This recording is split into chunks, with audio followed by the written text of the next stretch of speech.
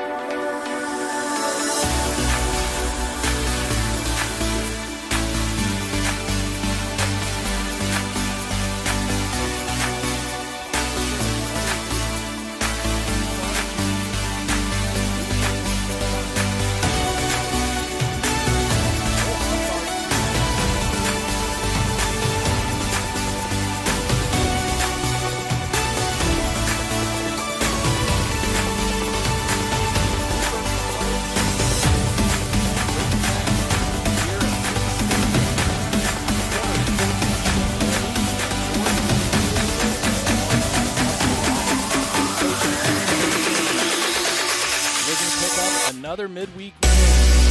Another challenging weekend battle. Lies ahead. Right now, the Eagles getting introduction. And presumably we'll be hearing the national anthem. And soon after that, live action right here from behind the backstop on the Louisburg Sports Network.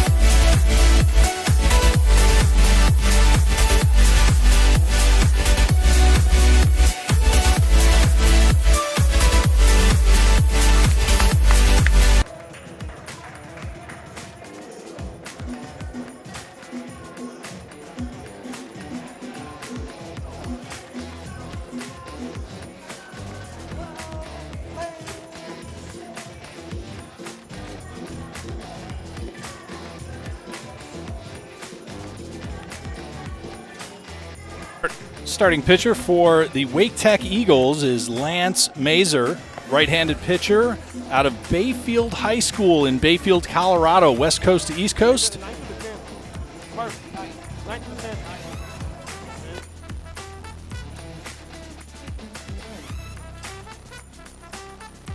Mazer comes into this afternoon with a 13.97 ERA. He has pitched 19 in the third innings, most recent on the 26th.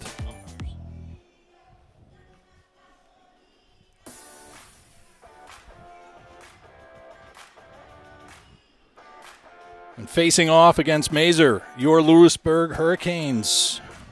Leading off Tewa Costello, followed by James Green and Kenny Shadle in the top three positions.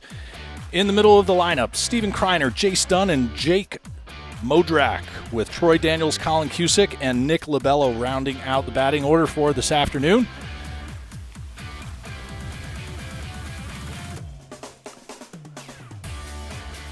Behind the starting pitcher, Lance Mazer, across the outfield for the Wake Tech Eagles. Penner, Schlechte, and Mays from left to right. Steiner, Gustafson, Matthews, and Gaffney from third to first.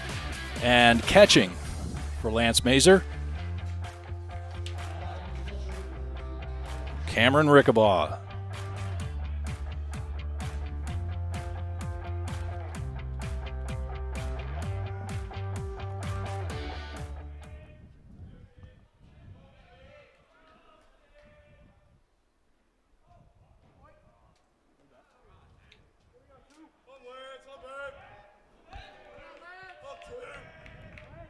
Pitcher's ready, batter's ready. The first pitch, high and inside on Tewa Costello.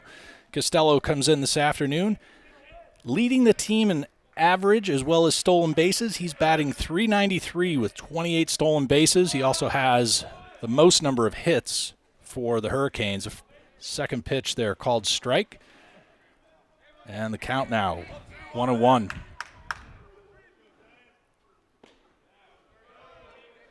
Costello holds off on the third offering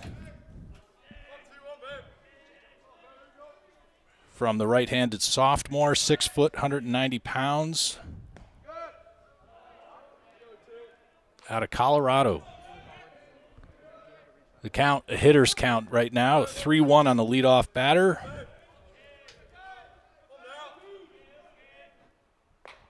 And Tewa Costello works a walk to get himself on base to start the game.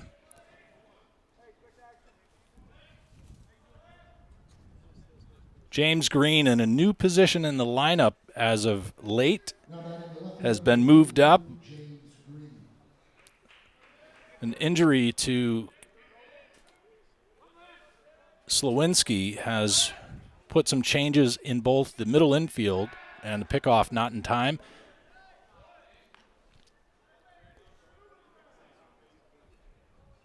As well as the batting order. Green comes in batting .291.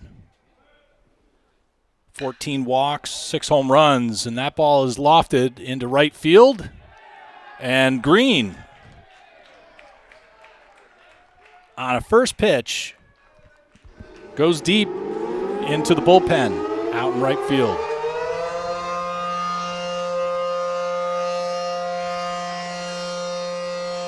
A 2-run game in the top of the first in favor of your Louisburg Hurricanes.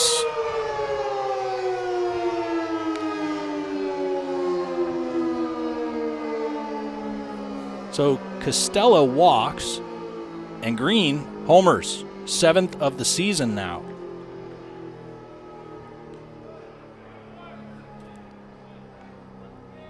Kenny Shadle steps in.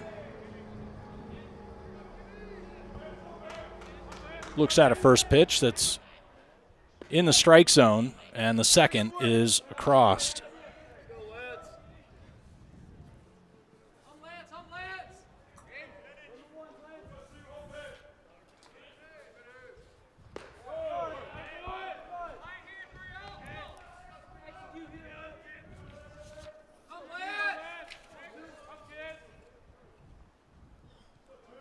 The 1-2 to Shadle. High and away. And the count knotted up at 2.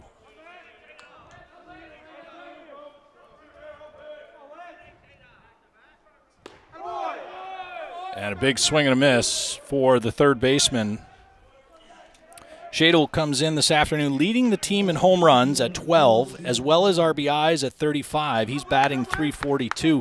Behind him, though, the center fielder, Steven Kreiner, he's got 4 home runs and 17 RBIs of his own.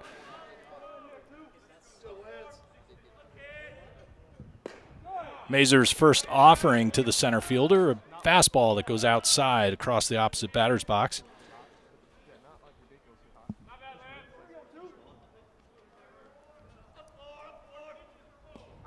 And a breaking ball gets Kreiner swinging to even up the count, 1 apiece. Trudy Lawrence and the Modrak family, thank you for joining us this afternoon. About 25 people right now in the live stream watching along. If you're able to, let us know who you are and where you're watching from. We'd love to hear from you.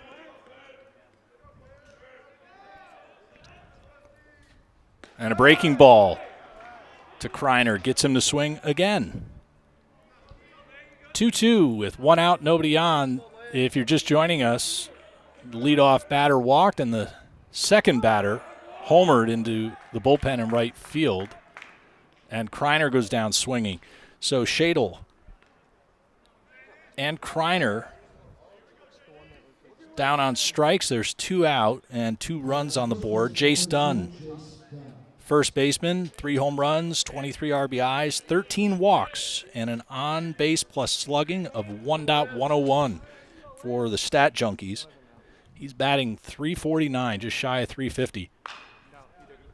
Grounder to the third baseman, Steiner, and across to Gaffney.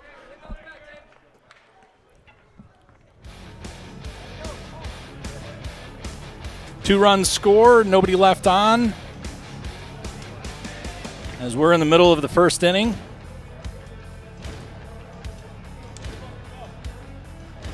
When the Hurricanes come to the plate in the second, it'll be Modrak, Daniels, and Cusick.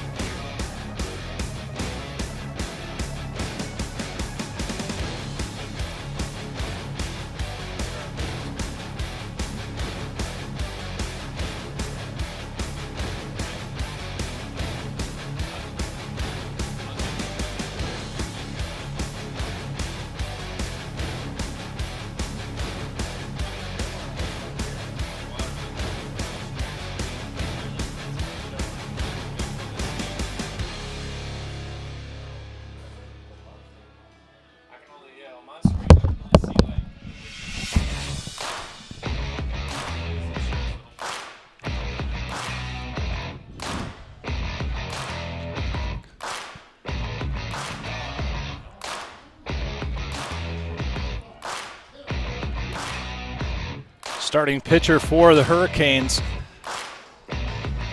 came in at the beginning of the game on Sunday. Anthony Dorner out of Mooresville, North Carolina.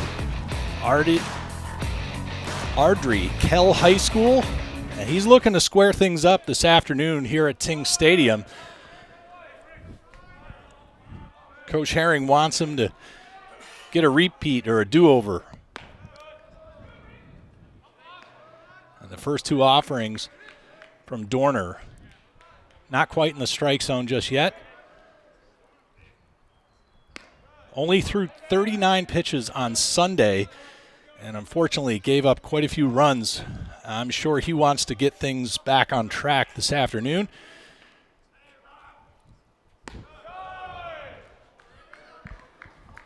As the count now is 3-1 on the leadoff batter.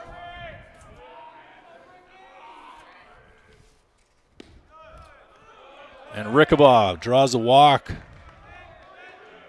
out of Dorner.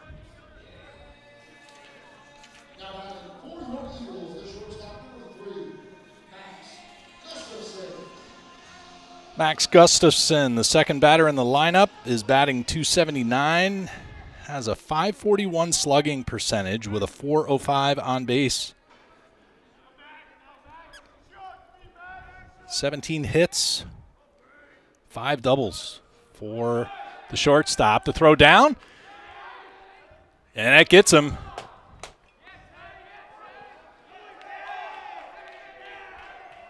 Teo Costello and the middle infield helping their starting pitcher out with the put out down at second. Gets the leadoff Rickabaugh caught stealing. So 1 out, and the second batter, Max Gustafson, the shortstop. Left-handed batter looks at the first couple of pitches. 2 balls, no strikes just yet. Dorner kicks and deals off speed on the inside, gets a called strike.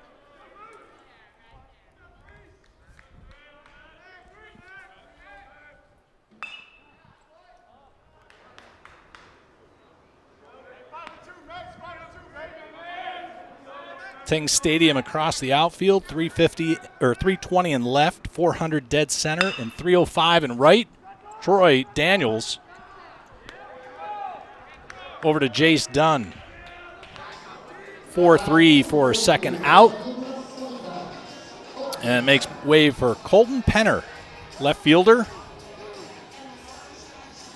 He comes in batting .338.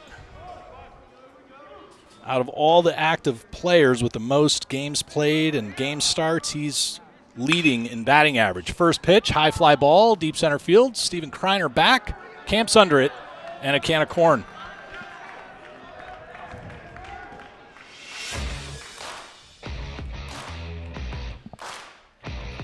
Three up, 3 down for the Wake Tech Eagles. And when they come back to the plate in the bottom of the second, it'll be Blake Gaffney, Colton Mays, and Austin Mooring.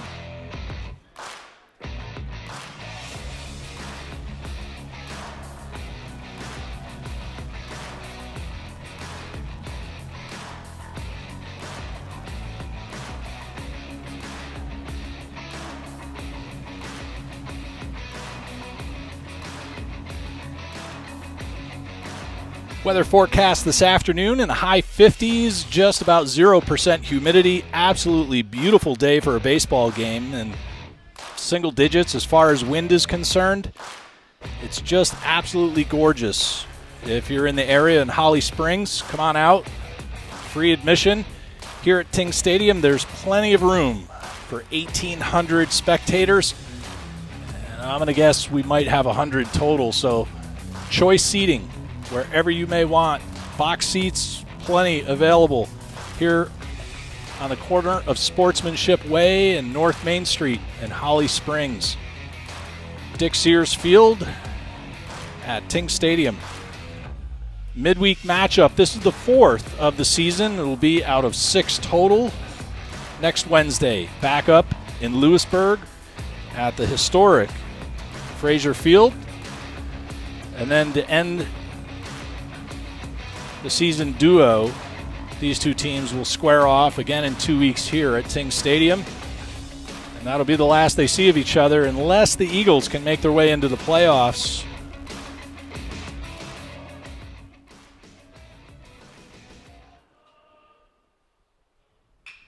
First pitch, grounded to third in foul territory as Jen Steiner out of frame.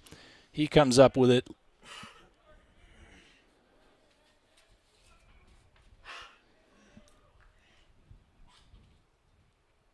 Steiner has made a place for himself here by mid-season for the Eagles. He started off getting kind of utility reps, and Coach DJ Russ quickly understood that the local product out of Apex Friendship was a grinder on the field, on the base paths, in the box.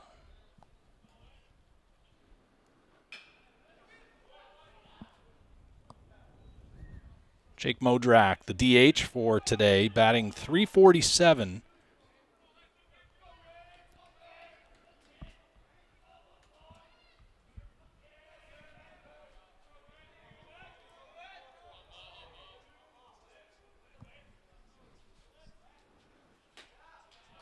Mazur's breaking ball casts out across the opposite batter's box from Modrak. Modrak with 26 hits and 15 RBIs, 10 walks, 4 stolen bases, and that one in foul territory toward the first base dugout where the Louisburg Hurricanes reside for the day. 2 balls, 2 strikes. And Mazur right now fills up the count. Lots of chatter from the Eagles, probably even as well from the Louisburg College dugout as well.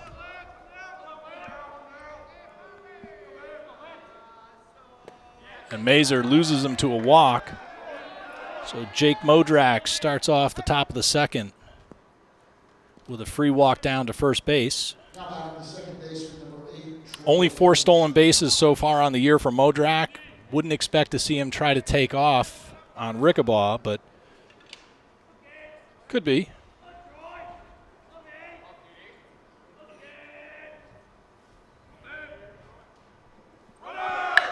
Runner goes, and the ball lofted into left center field. It's making its way off the wall. And Modrak around third. He's going to come in head first, a third run. So an RBI double for Troy Daniels. Didn't even get a chance to say his name. Daniels stepped into the box, batting .239. He's got 2 home runs now. He, not much unlike Steiner on the other side of the scorecard today. Troy Daniels, utility player, has made his way into the lineup more frequently as a result of some midseason injuries for the Hurricanes. Fastball on the inside to Colin Cusick. Cusick is the 8th in the order.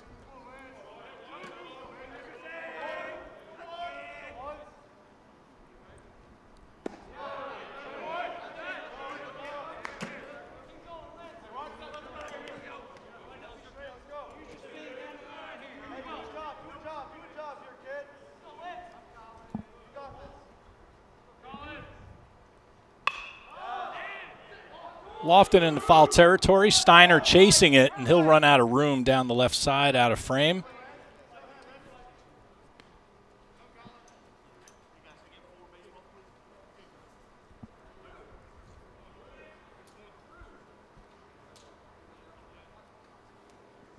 Plenty of representation for both sides in the live stream this afternoon. Steiners, Lawrence, Rickabaugh, Modrax. I'm sure there are more out there, 27 watching. And a swing and a miss. Gets Cusick back to the dugout. Bottom of the order. But a very strategic player for the Hurricanes lineup, Nick Lobello. 6 home runs with 25 RBIs and 14 walks. 13 stolen bases, batting .337. Pokes that one through the middle infield, and Troy Daniels is going to score. So an RBI single for the right fielder, Nick Lobello. A 4-run game in favor of the Louisburg College Hurricanes.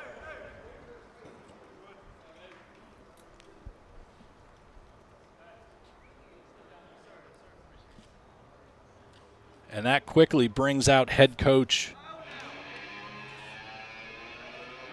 DJ Russ to talk with the starting pitcher, Mazur.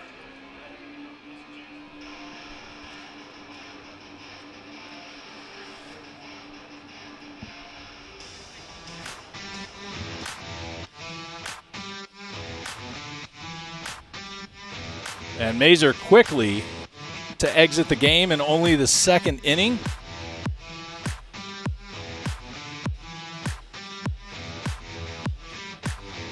We'll see if we can get some stats on what made a quick exit in his midweek day.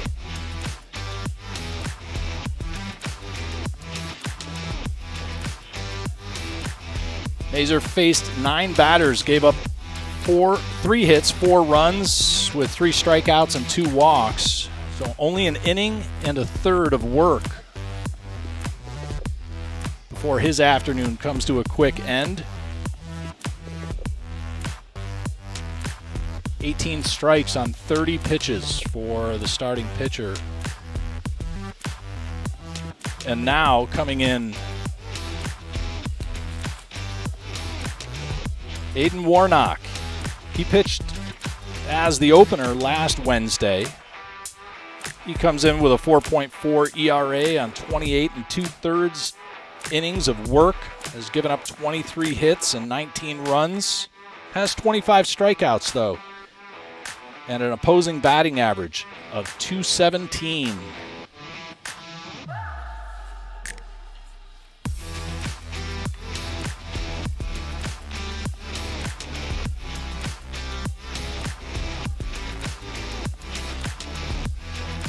Aiden Warnock,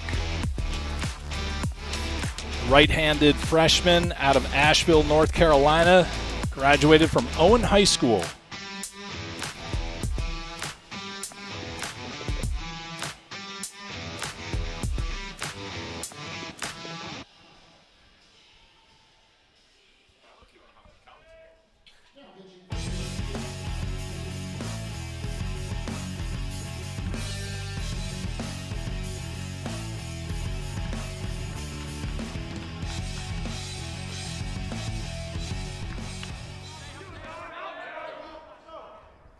Back to live action now after the pitching change has been completed.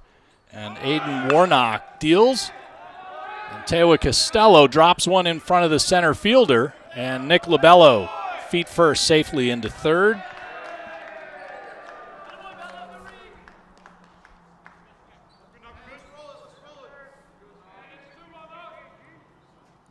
Very strategically placed hit from Tewa Costello. He leads the team in base hits. And there's going to be a fine product out of Louisburg as he goes D1 next fall. Pickoff not in time. Costello is wily is the best way I like to describe him on the base paths and behind the plate, frankly. He's that type of character, but at the plate right now, James Green homered on the first pitch from Mazer to make it a 2-run deficit in the top of the first.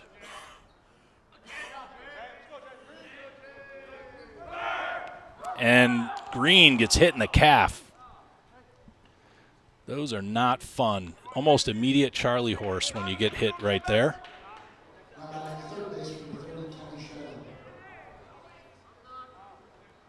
Third in the lineup, but leading in home runs. He was 5th in Region 10 for home runs just last week, and that's Kenny Shadle. Getting plenty of looks, even from the minors, the scouts out of the minor leagues.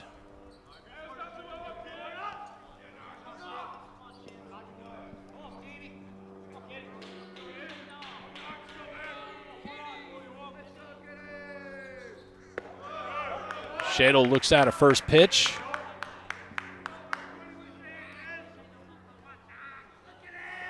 From Aiden Warnock, and that finds the strike zone.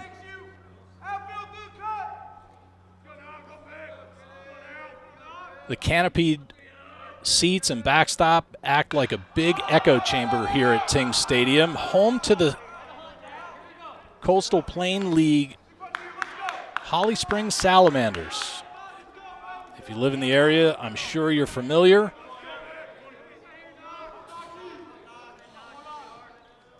Come out just about 3 to 4 days a week, evenings, and get to watch some of the best summertime college baseball the area has to offer. And Shadle skies that one into right.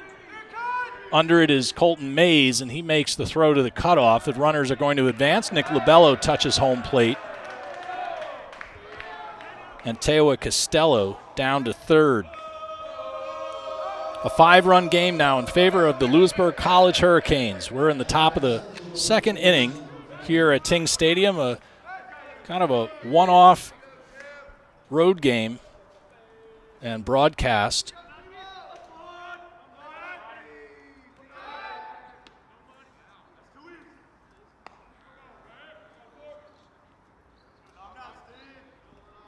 Stephen Kreiner.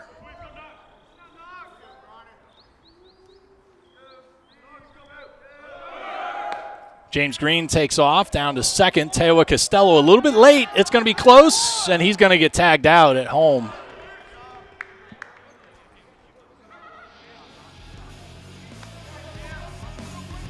A little bit of a flinch there by the catcher. I think he was just a bit uncertain before taking off from third, but he's a good sport. He really doesn't hold a grudge about any of this stuff. One of the best teammates, from what I hear. One left on as Costello gets thrown out. Two left on, apologies, as Costello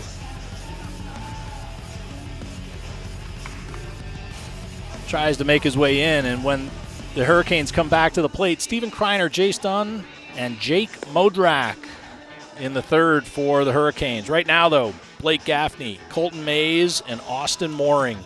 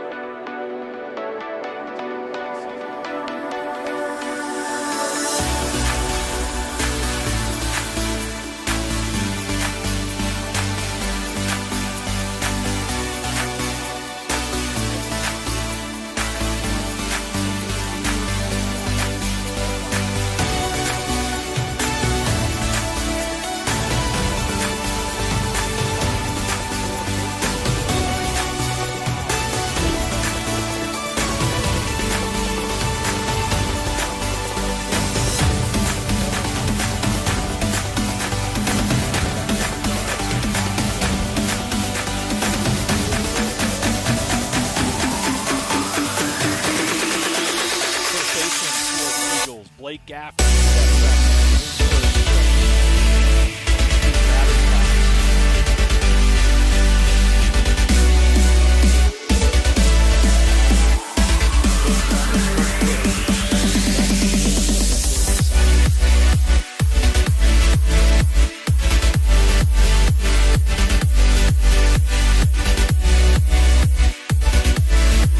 Hit on the right side, Troy Daniels. 4-3. Louisburg defense for today across the outfield. Connor Labello from left to right on the infield. Shadle, Houston, Daniels, and Dunn. The first catches for the starting pitcher in the corner is Tewa Costello.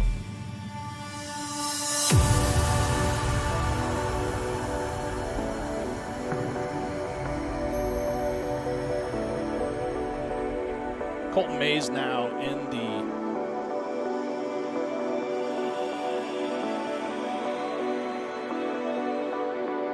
batter's box. Leadoff was Blake Gaffney. He grounded to the second baseman, Daniels. Oh, I take that back. They said that he made it. My bad. All right, Colton Mays hit by pitch as the second batter. So we do have one out. The runner on first, Austin Mooring. Apologies. Took away from Wayne. Mooring comes in batting 25. 17 games so far this season, 13 hits, 40 at-bats, 4 pitches like corner field, a little bit side on the three-quarter arm slot. It's about strike.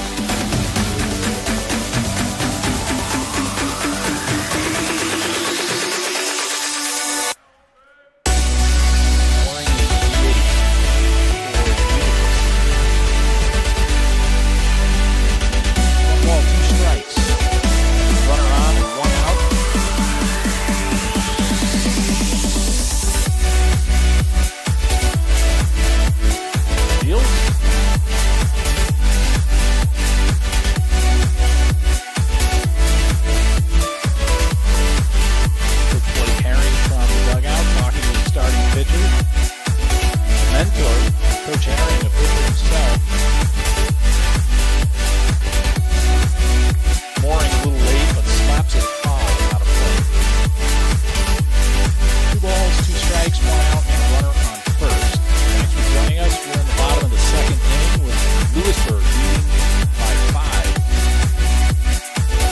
Corner with the casual pickoff. We expected Colton Mays lays down. Corner at 19 pitches. The 2-2. He gets rung up looking.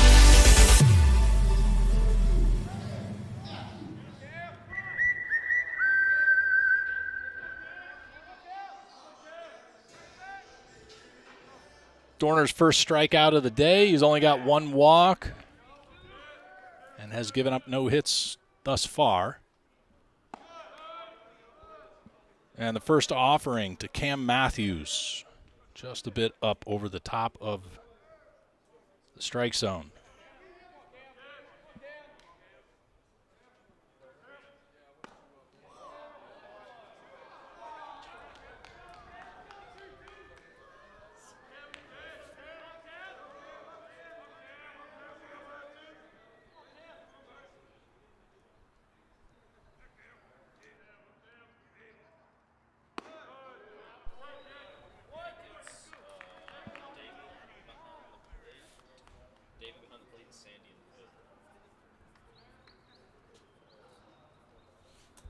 Didn't get last names, but we got David as our home plate umpire and crew chief, and Sandy on the infield off to the right on your screen, upper right corner.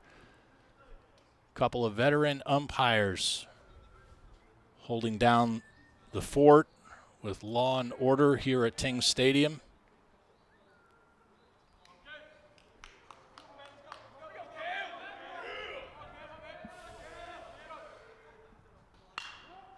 And the next offering from Dorner, sheared off out of the stadium.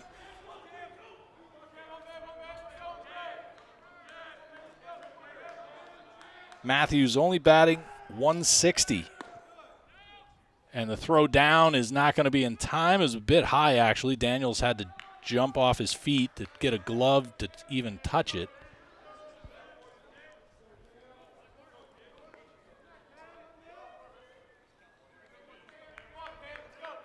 Colton Mays now down at second.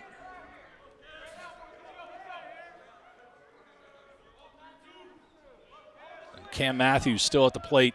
He's got a full count with 2 outs. The payoff pitch from Anthony Dorner, and that just misses. I don't think Matthews knew what the count was. He kind of stood there in disbelief. But our crew chief and home plate umpire, David, reminded him, you get a free walk on that one, sir.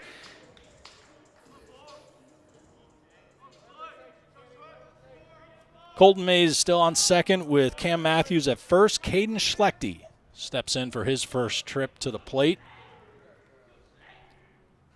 Dorner with a little sidearm action this afternoon. Gets the called strike to start off the center fielder, Caden Schlechte. Schlechte also well under 200. He's batting .153. Stares at the next pitch. Looked really good from my side view angle of the strike zone, but not good enough for the crew chief and home plate umpire. 1 ball, 1 strike with 2 out and 2 on.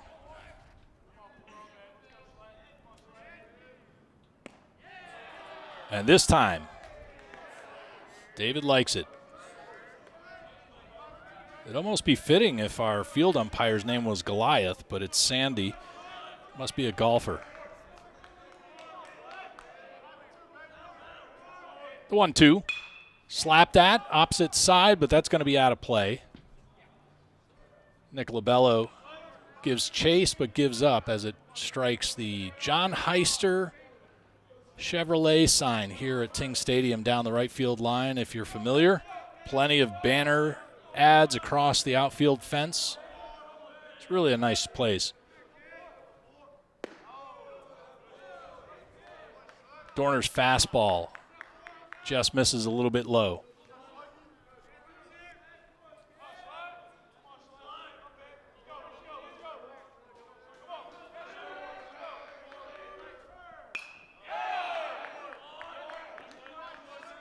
And again, Caden Schlechte slices one out. In the on-deck circle is the third baseman, Jen Steiner, the bottom of the order.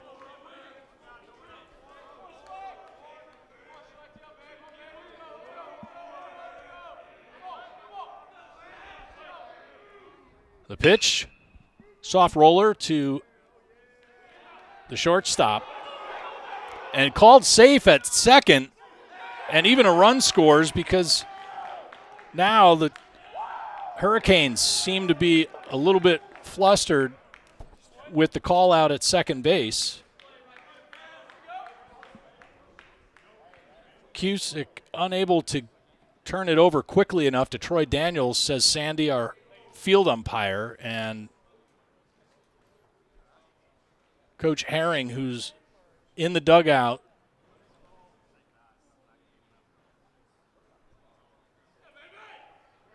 does not come out and protest.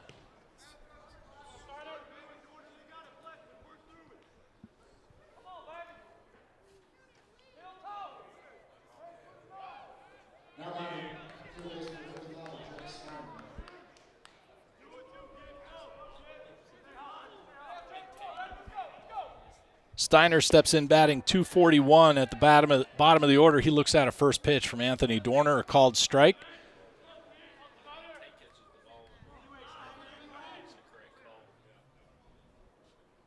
The 0-1 lofted into shallow right field. On the run, rather, is Nick over the shoulder. Comes up with it, leaving two stranded. But one run scores in the bottom of the second for the Eagles.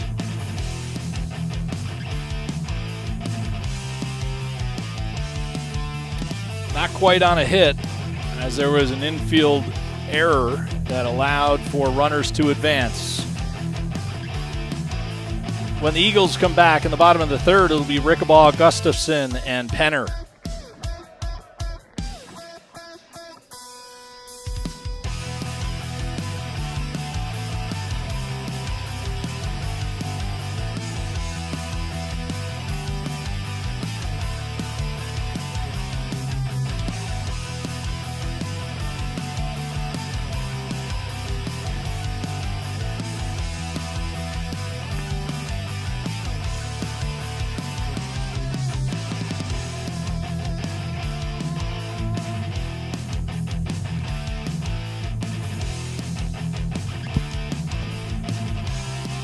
You're watching NJCAA Region 10 baseball in the year of 2025 as Wake Tech Eagles host the Louisburg College Hurricanes here at Ting Stadium in Holly Springs, North Carolina.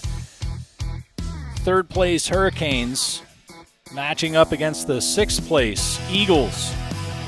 Both teams dropping 2 out of 3 this past weekend.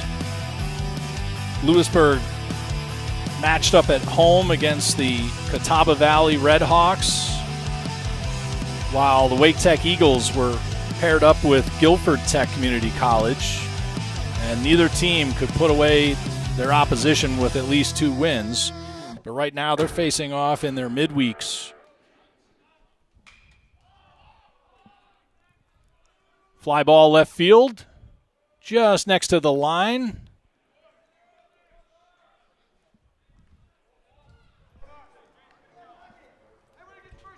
Was Steven Kreiner with an FO7 for the first out. Jay Stun grounded out to the third baseman in his first at-bat.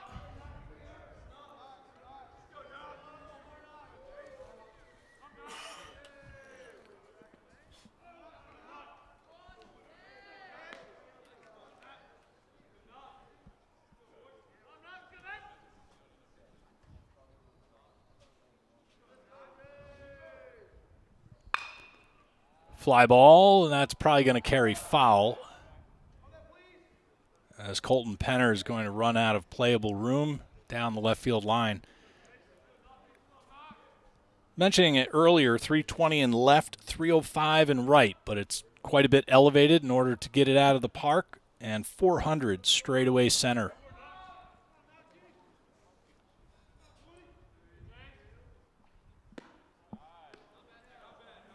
Two balls, one strike now on the second batter here in the top of the third inning. Jace Dunn, he is the first baseman for the Hurricanes. Jake Modrak on deck.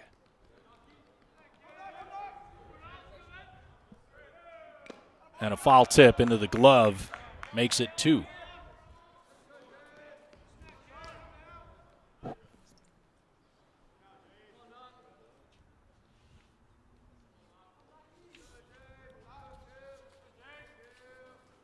Breaking ball right back to the pitcher. Takes it himself. And a 1-3. Makes it 2 outs. Designated hitter now, Modrak, walked and then cascaded into a flurry of activity in the second inning.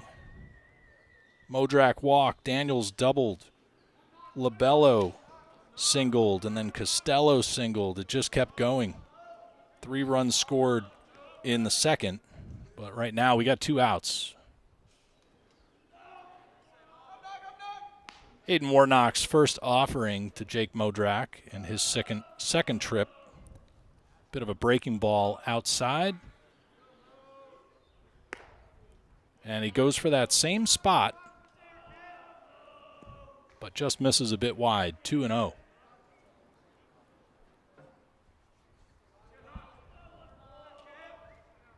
Warnock shrugs his shoulders, kicks and deals.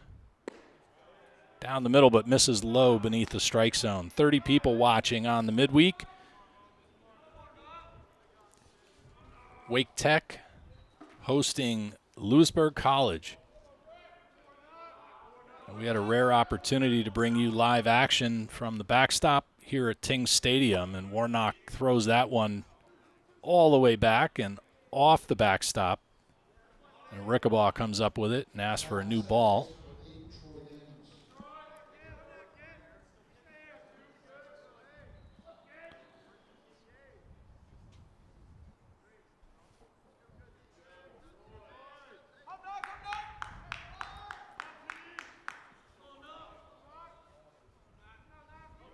Daniels with the RBI double in his last at-bat. And the pickoff to first, not in time.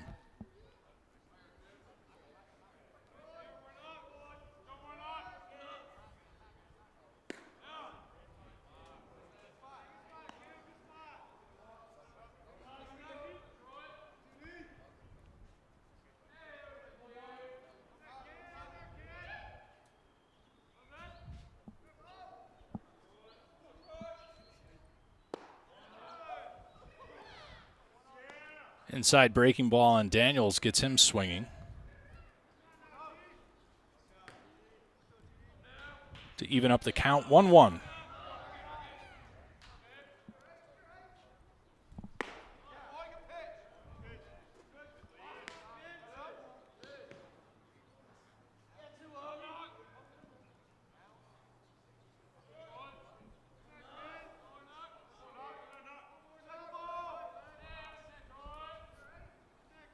The 2-1.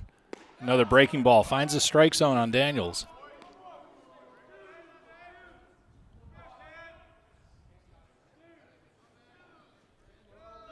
Warnock at 20 pitches.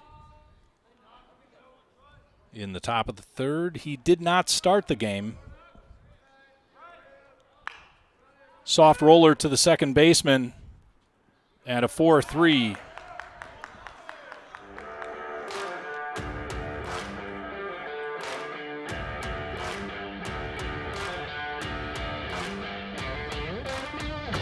After 2.5 innings, Louisburg leading by 4 in a 5-1 score right now.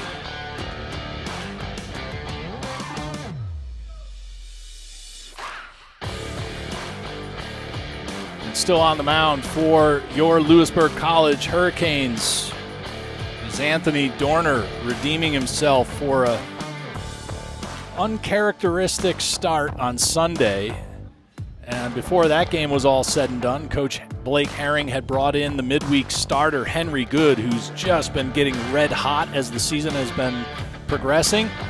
And so he's taking advantage of the opportunity to try putting Dorner in the midweek, and presumably, can't speak for Coach Herring, but presumably we're going to start seeing Henry Good on the Sunday starts.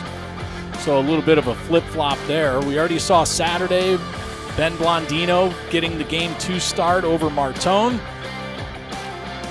And Martone came in behind Anthony Dorner on Sunday and put up 4 1/3 innings of his own. So all sorts of movement in both the defense on the infield, with Slawinski getting hurt and Cusick moving over from second. Daniels coming in as the utility player that he is. And the Hurricanes are making the adjustments, but they're still able to get it done. The first pitch lofted into left center field by Rickabaugh.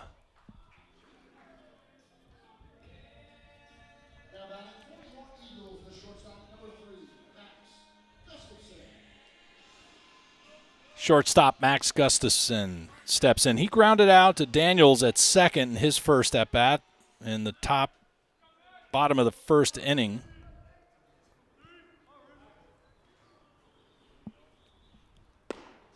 A check swing, but a called strike from David, our home plate umpire.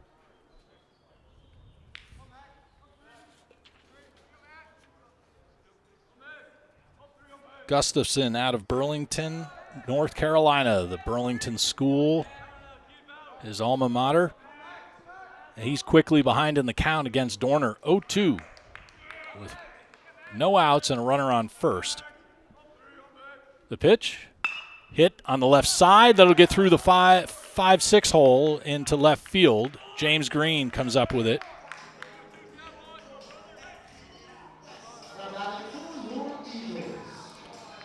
So 2 back-to-back base hits for the Eagles to start off the bottom of the third inning.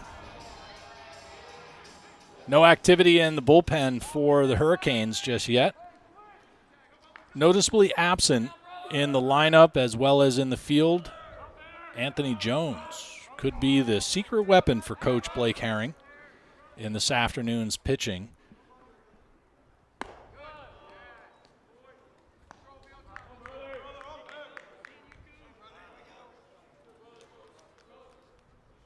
Runners first and second, no outs.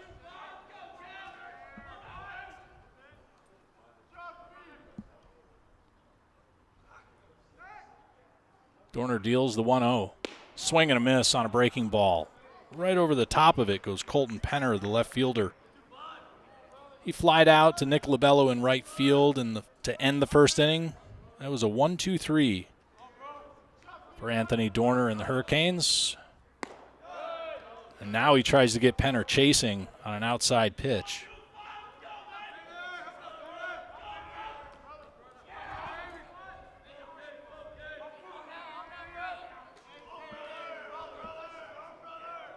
The 2-1. Shadle opts to go for the throw, and he's not going to get him at first either. He should have just ran right to third and got the leadoff runner. Instead, he stepped back and tried to make a shotgun throw over to first, but came up short. And there goes a couple of bodies out to the bullpen for the Hurricanes. And that'll bring out Coach Blake Herring to talk with the starter, Dorner. Dorner has thrown 43 pitches at this point. He's faced 12 batters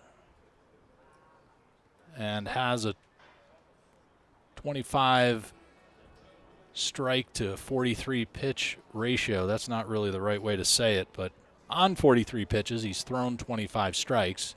Coach Herring taking the opportunity to chat with the third baseman about that choice to make the throw, but he's going to move on quick. He needs to get Dorner just to settle in here and get some productivity from the mound. Soft rollers, fly balls You just basically want to get outs on the board at this point with nothing so far in the outs column of the inning.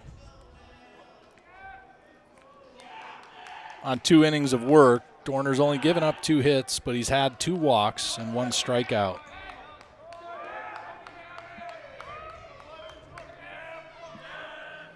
And right now it's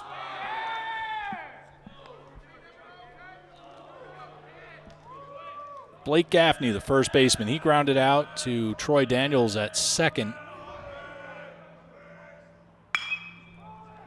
And there he goes again. So a run scores and a force out at second.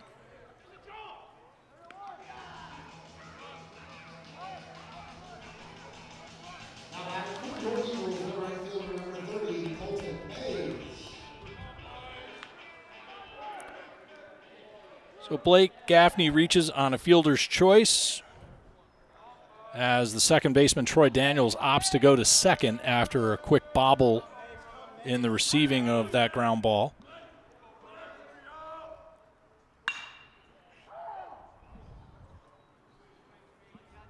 And a bullet in foul territory past a reaching Jace Dunn from Colton Mays. Mays in right field defensively for the Eagles, flanked by Penner. Always having, when I'm writing this in the book, I got to make sure I got Colton Penner and Colton Mays in the outfield on both corners. The 0-1 finds the strike zone, and Penner now at a disadvantage with 1 out and an 0-2 count. Runners around the corners.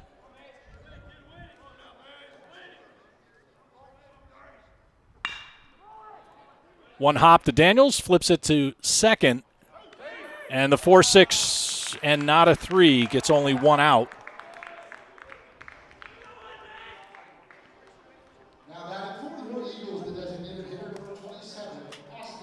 Two runs have scored now in the third inning for the Eagles as Colton Mays reaches on a fielder's choice just like Blake Gaffney did before him.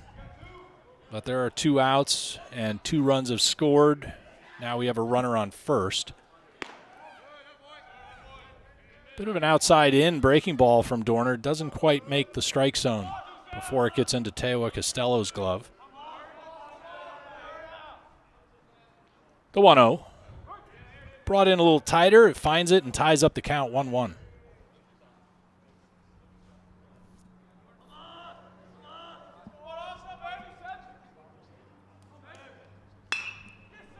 Fly ball left field, James Green, can of corn.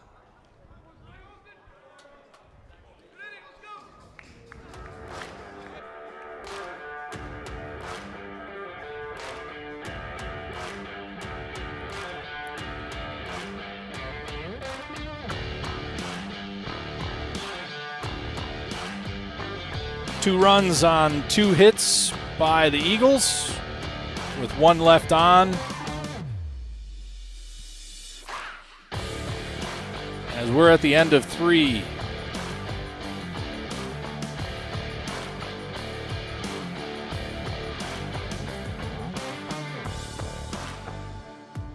When the Eagles come back to the plate, Matthews, Schlechte, and Steiner. But right now for the Hurricanes will be Troy Daniels, Colin Cusick, and Nick Labello. Actually, I have that wrong. Let me get that corrected, and I'll get back with you in just a moment.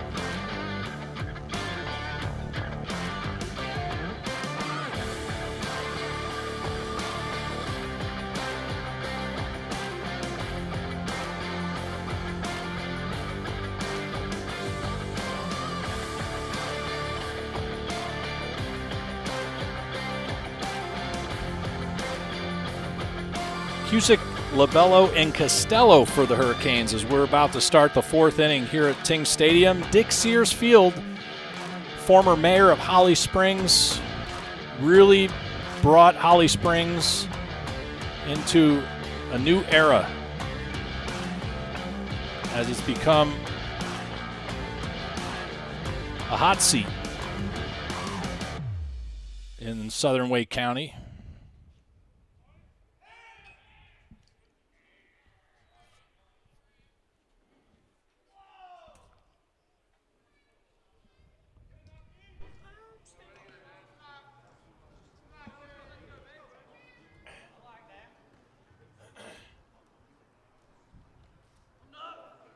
Colin Cusick comes back to the plate after a foul ball on the first pitch.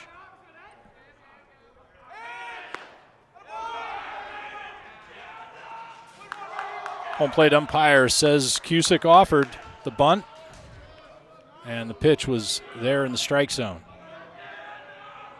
The 0-2 almost gets Cusick looking.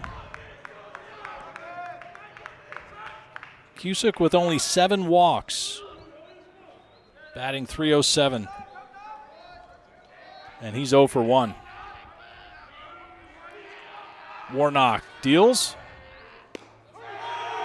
and there Cusick gets rung up looking.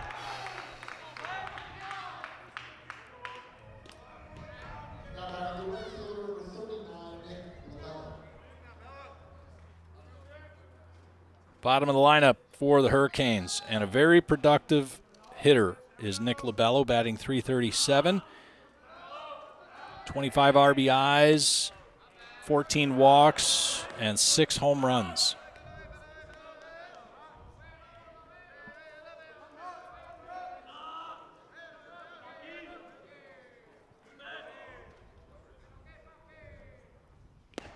Foul tip off the barrel. And the count evened up at 1 apiece.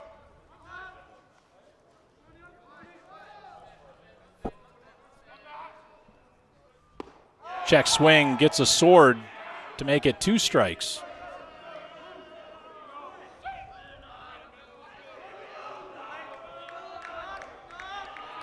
Eagles excited after scoring 2 runs in the last half inning.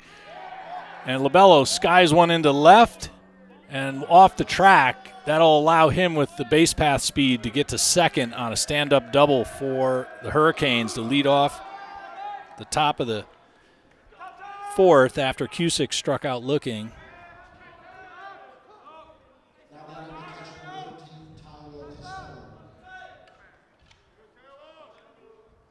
Tewa Costello walked and singled so far in the game.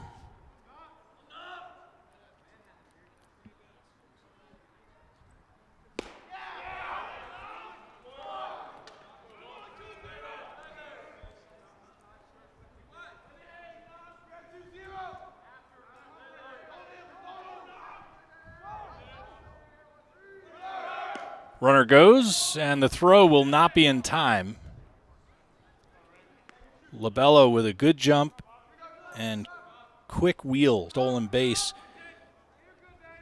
That's now 14 stolen bases for the right fielder. Hofstra transfer, a 4-2 transfer. Ground ball to Steiner, bare hands it across, and it'll draw Blake Gaffney off. And Tewa Costello reaches on an E5.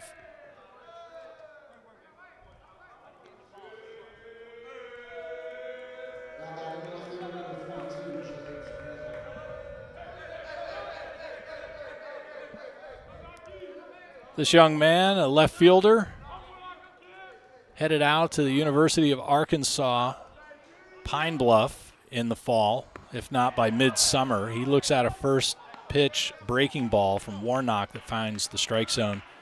And James Green is heated up by midseason now. He's got 7 home runs.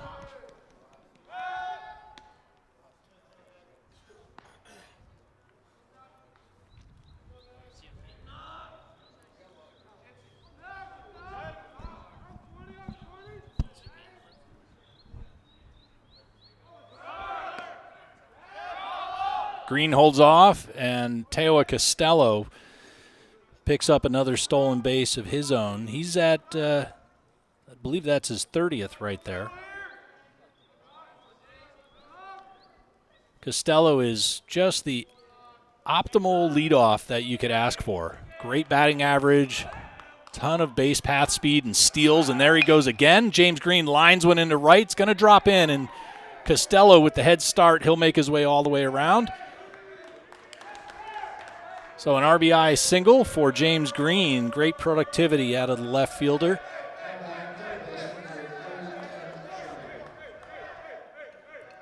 That's the kind of hit-and-run action a coach asks for and looks for. Pairing up Teo Costello and James Green right now, this point in the season, it's a terrific opportunity to score runs. And Green does exactly what you would ask for.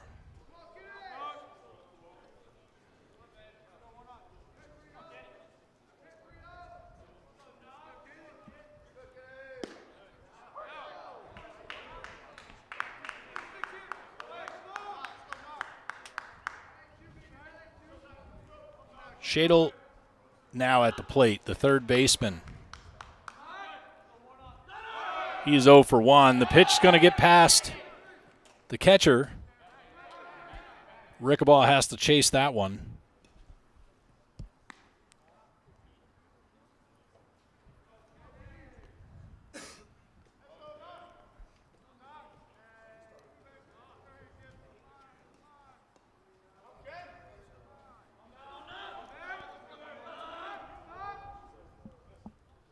Warnock deals. And Shadle looks at that last pitch as the count goes to 3-1. And he checks with the crew chief and home plate umpire David just to make sure he realizes he's in that batter's count of 3-1. And Warnock steps up and backwards to get Green to play it safe. And the breaking ball outside, the throw down, and that might not get James Green as he gets in the backside of third base before Steiner can get the tag on him, says our field umpire, Sandy. And now James Green is staring at home plate from 90 feet away down the left field line, but Sandy's going to come out and talk with the head coach for the Eagles, DJ Russ, as he says, boy, that looked from our vantage point like Steiner had the tag on him. And Sandy says, yeah, but from my vantage point, he went around the backside. And James Green is going to stay at third with Steven Kreiner at the plate.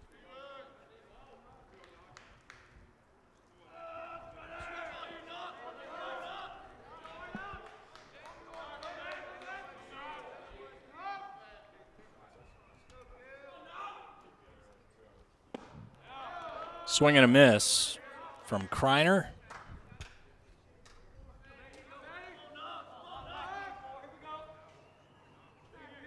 Kreiner struck out in the first and flied out to the left fielder, Colton Penner. And that one chopped foul down the third base line, out of play. Ricocheted back onto the field of play, so we're going to have a little bit of a pause here as that ball is retrieved out of left field. I have to talk to the NJCAA about getting ball boy and girls and bat retrieving dogs. I think the JUCO ranks deserve that, and James Green will score on a pass ball from, or a wild pitch rather, from Aiden Warnock. Shadle advances, another run scores. And now the Louisburg College Hurricanes are up by 5 in the top of the fourth and an 8-3 score.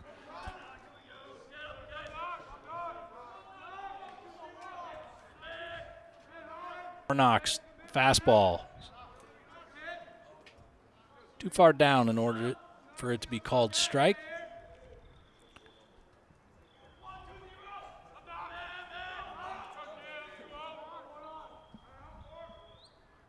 Breaking ball, whiffs him.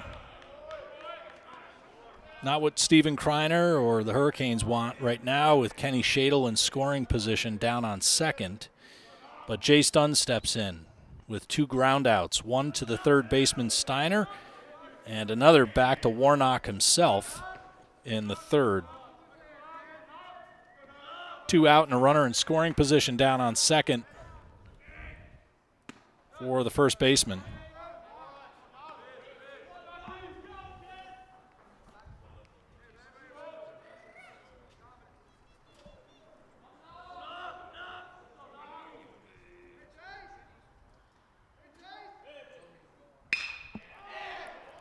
Fly ball into right field. Backing up is Mays.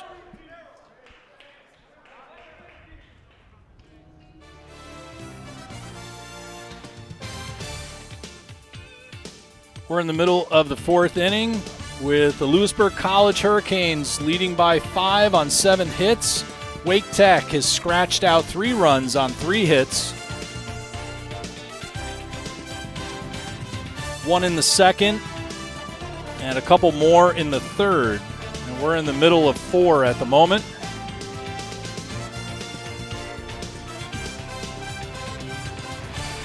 As we bring you NJCAA Region 10 Junior College Athletic Association Baseball at Ting Stadium in Holly Springs, North Carolina on the Louisburg Sports Network. As Louisburg College Hurricanes play at the Wake Tech Community College home field in Holly Springs, North Carolina. Beautiful day for a ball game. As mentioned earlier, the weather forecast now just about 60 degrees, toying with that 60-degree mark with just beautifully clear skies and really zero humidity. It's just even Steven, 59 degrees, and feels just like it's 59 with single digits wind just kind of floating around in the air. Really not much to speak of. We have some flags out in right field, but they're just kind of flopping around. They're not really doing anything out there. And it's just a gorgeous day right now. If you're in the area, come by. Take a look at some of the area's finest. As we get back to live action with Anthony Dorner, the starting pitcher for the Hurricanes, as he's trying to get himself right after just a flaky start on Sunday. It just wasn't his characteristic outing. And a nice breaking ball right there. Drops the bottom out of it and gets the leadoff batter, Cam Matthews, to swing over the top of it. Schlechte and Steiner are in the on-deck circle and doubled up. One bounce right back and a 1-3.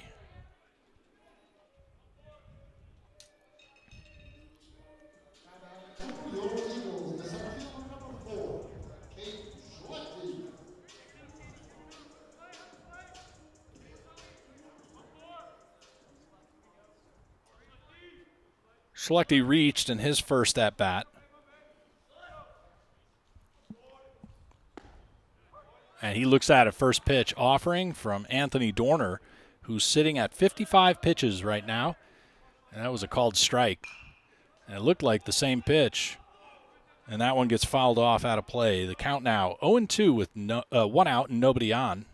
Bottom of the fourth inning. Hard hit left side. Colin Cusick backhands it and can't come up with it.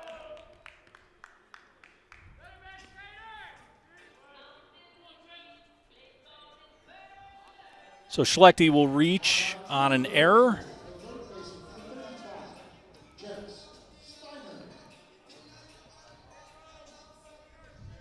Schlechte was 0 for 1 before reaching there.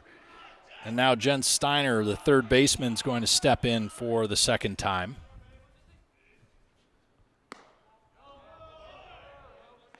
Steiner also 0 for 1.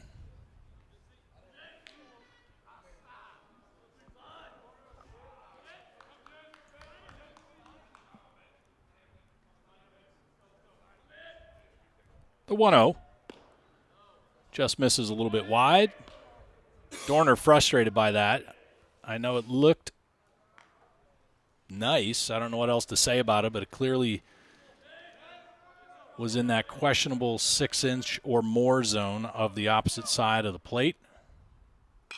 And that one enough to entice Steiner to swing, and he hacks that one foul out of play on the right side.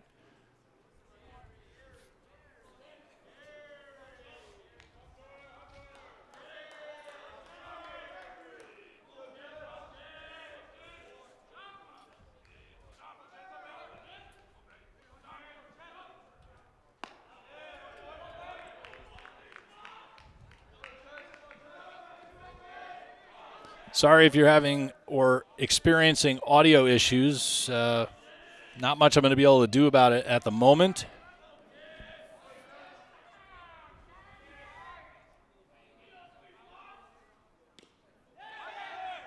And a foul ball that gets past Teoa Costello. Or at least it sounded like a foul ball from up here. Not sure what the sound was. Maybe we were hearing the ball slipping across the turf, but the count now is filled up with 1 out and a runner on second. Payoff pitch lofted into right field. Nick Lobello gets it in the air, and the runner's doubled up at second. What a play by the Hofstra transfer. Nick Lobello covers a lot of ground out in right field, and he comes up with it as Schlechte took off, expecting that one to drop in. And it did, to Nick Lobello's glove.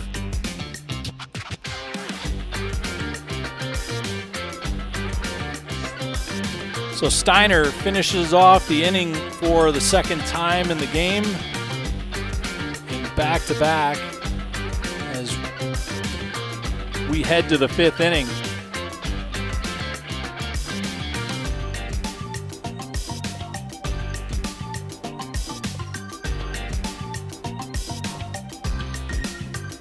A 1-2-3 inning for Anthony Dorner and the Hurricanes as we get ready for Modrak, Daniels, and Cusick.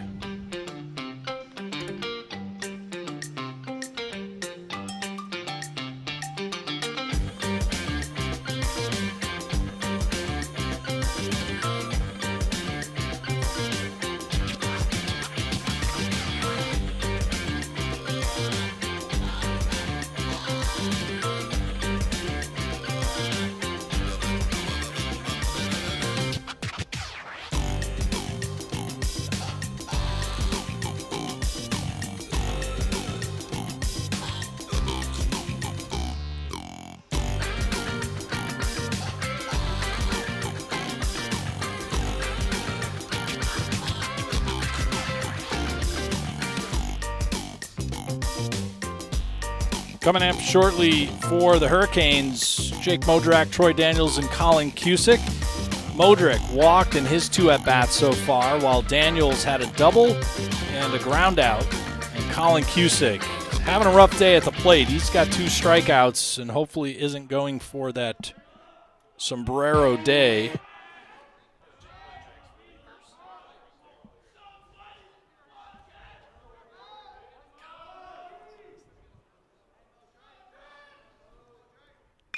First pitch, fly ball in foul territory down the right side.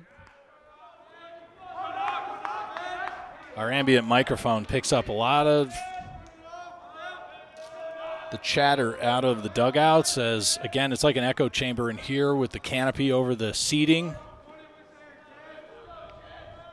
Really give you a feel for the venue. 2 strikes now on the leadoff batter.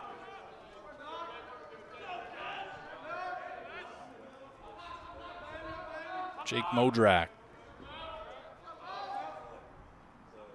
The 0-2, breaking ball from Warnock. Just about lands on the opposite batter's box, or as I like to say, the odd batter's box. It pays to be a lefty these days, I'll tell you. At least in the game of baseball, pitchers and hitters. Breaking ball. Jake Modrak gets way out in front of that one and wraps it around on the left side. You got to really get the barrel out there quick and fast as that ball is curling away from him, and he's able to pull it back short into foul territory well before third base. That one, a roller to the shortstop. Gustafson to Gaffney.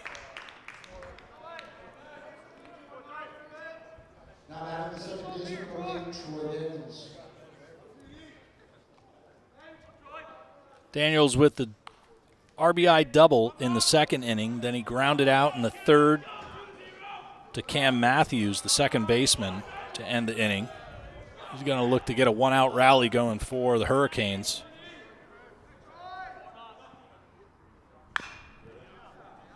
As he fouls off the first offering from Aiden Warnock. And Warnock's at 52 pitches. He started last week's game, and if my memory serves me correct without looking and jumping through a bunch of screens, I want to say Warnock went into the 70s, maybe 90s in total pitch count. And the second offering to Troy Daniels a bit outside, 1-1.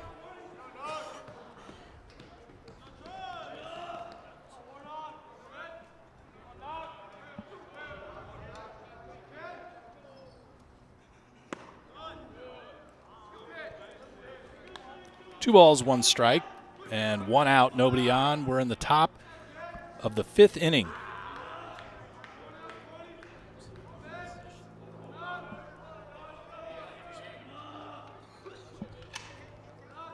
Colin Cusick on deck, and Daniels swings through a breaking ball from Warnock to even up the count at 2 apiece.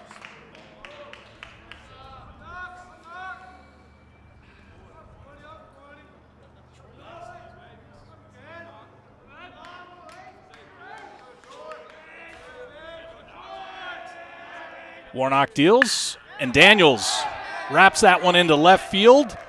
Penner comes up with it on 2 bounces. Daniel really getting into a groove as of late now that he's getting more consistent reps. He had done a few reps at third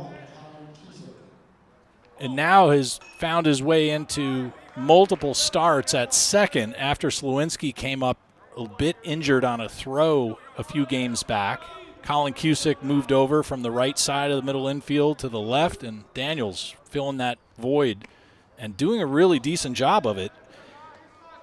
Got to be tough to be in a coach's position like Coach Blake Herring, where you just have so much talent on the bench, and you only have so many spots in the field as well as the lineup. Daniels down on first with 1 out, and Colin Cusick at the plate. Cusick with a couple of facing Ks. He struck out swinging and then struck out looking.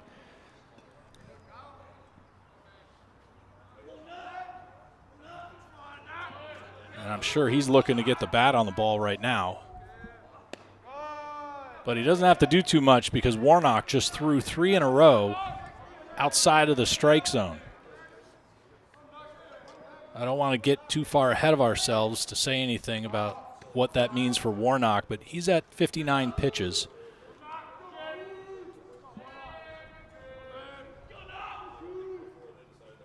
And 4 in a row is going to put Colin Cusick down on first. And Troy Daniels at second. So a base hit and a walk to start the 5th inning. And it looks like we're going to get a visit here from Coach Russ, as he's likely to give the hook.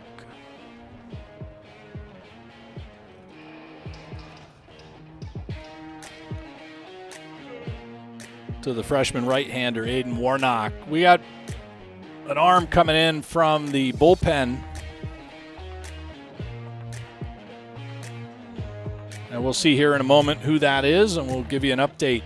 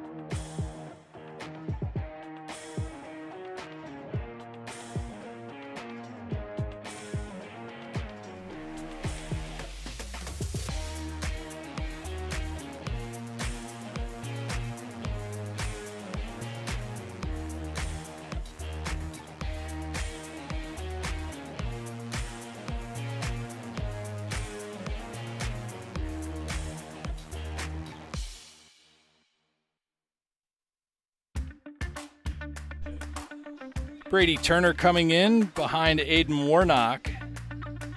Left-handed redshirted sophomore out of High Point, North Carolina, Oak Grove High School, 5'8", 175 pounds. Turner with a 12.79 ERA on 6 1/3 innings pitched. Has 9 strikeouts and 8 walks. Just given up 9 runs on 12 hits. He's got a .323 opposing batting average with 10 appearances.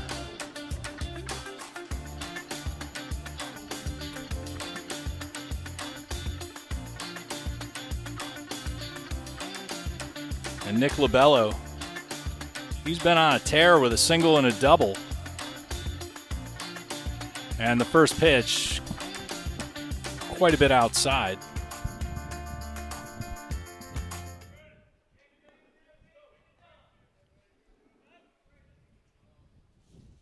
I have to talk to our DJ. Keep leaving the music on.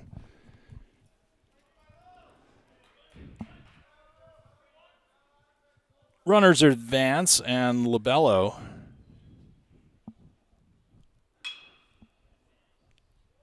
rolls one to the shortstop, Gustafson, and a fielder's choice, 1 run scores. So Daniels crosses the plate as Cusick advances.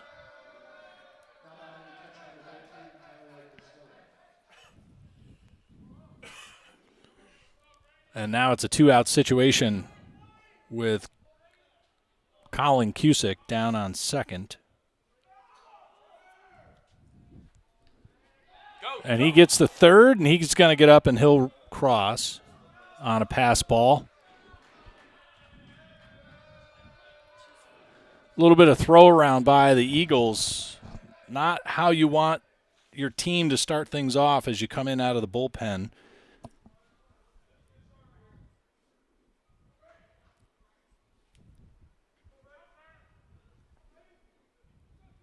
We'll see if Brady Turner and the Eagles can't settle down and get some productivity going.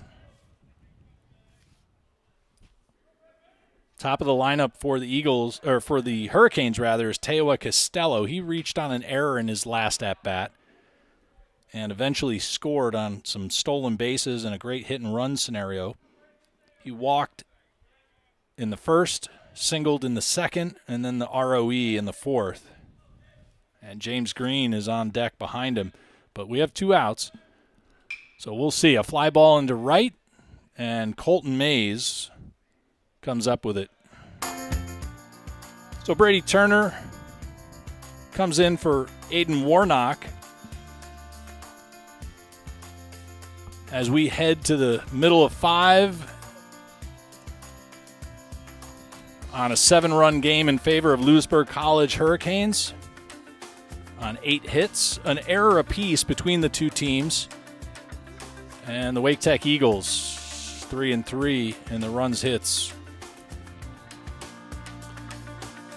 Thanks for joining us. About 35 people on a midweek afternoon JUCO baseball game here in Holly Springs, North Carolina at Ting Stadium, Dick Sears Field.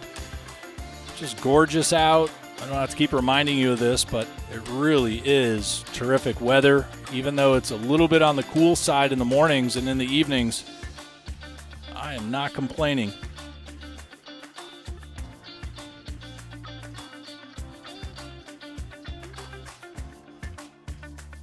Hello back to Gene Steiner in the great North Country. Appreciate you joining us this afternoon. And Beard of Freedom Gaming. Not sure who that is, but thanks for watching, and I'm glad you're enjoying the broadcast. Trying to give as much entertainment as possible for the Hurricanes fans. Right out my own back door here at Ting Stadium, I couldn't help the temptation to offer to Coach Herring and as well Coach Russ to put the broadcast together. Thankfully, the good people at the town of Holly Springs accommodating us with a beautiful broadcast booth suite, shy of shrimp and appetizers, maybe something, on ice. Couldn't really ask for much more. And back on the bump. Redeeming himself. Put in 4 full innings of work is Anthony Dorner with a strikeout and 2 walks. Only giving up 2 hits. And 3 runs, not necessarily due to him. He's faced 18 batters. And the first pitch to start the bottom of the 5th inning, a called strike. Rickabaugh again to start off the inning for the Eagles.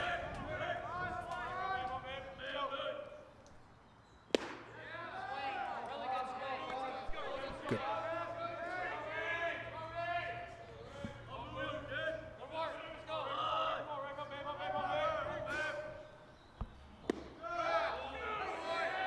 The 1-2 just misses and doubles up the count on the leadoff batter with bases open. Dorner trying to sneak one in that outside edge of the strike zone, but can't quite do it. Fills up the count, 3-2. The payoff. Swing and a miss. Well done by Anthony Dorner. He's feeling pumped as he paces around the back of that mound. You can tell when he's proud of himself, as he should be right there. Frustrating start on Sunday. Everybody for the Hurricanes knows that was not this young man's typical outing. And that right there, working in a swinging strike on a full count, is exactly what this young man's known for.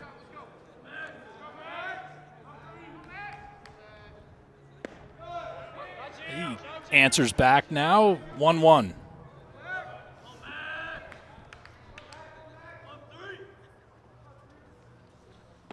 Gustafson grounded out in the first and singled in the third.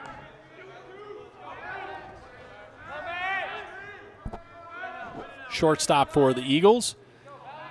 He steps back in. The 1-2. Oh, that looked really close from my vantage point, and I have just about the same as this camera right here. That was close on Gustafson.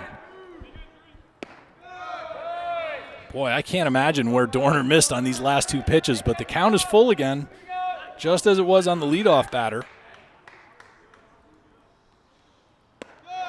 And he tries so hard, but just misses a little bit wide on the second batter and walks him. I was really rooting for Dorner.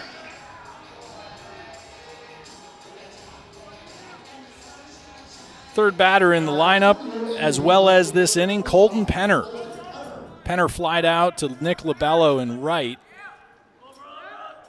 and reached in the third, but then ended up getting out.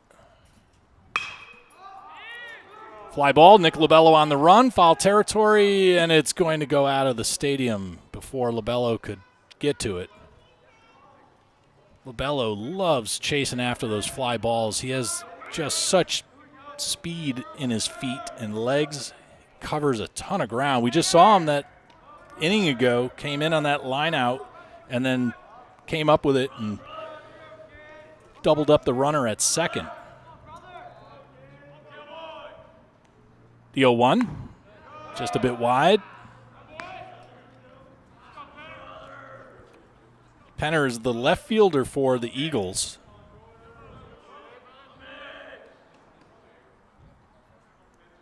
The 1-1. Swung on, fly ball, Lobello on a chase, and he comes up with it just before the warning track. I know there's any number of these young men who are out here these days that we're seeing this season. Mark my words, whether they're Hurricanes or some of these other players, these young men are going to make their way into the minor leagues and quite possibly find their way into the big show someday in the near future.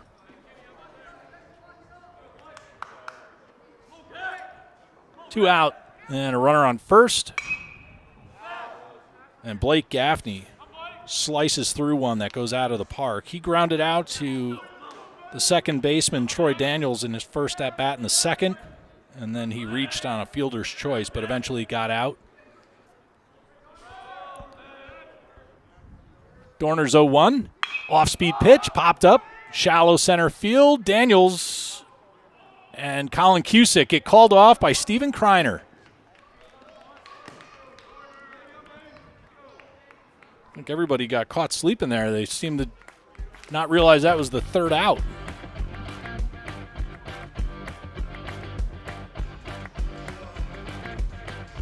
Steven Kreiner retreats into the dugout with the Hurricanes. They're going to come back to the plate here shortly, right at the top of their lineup.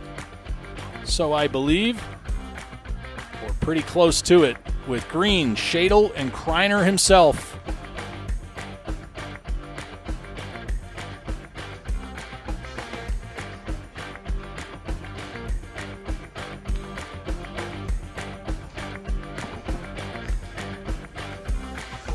Seven-run game here in the middle of six. Top of the sixth. 10 runs on 8 hits for your Louisburg College Hurricanes and 3-3 for the Wake Tech Eagles. And we're at the second batter in the lineup for the Hurricanes, Mr. James Green. Put one out of the park to start off the first inning. 2-run shot into the bullpen in right field. He got hit by a pitch and then singled in his last at-bat. He is really turning into the man of the hour in mid-season for the Hurricanes. I think there was a little bit of,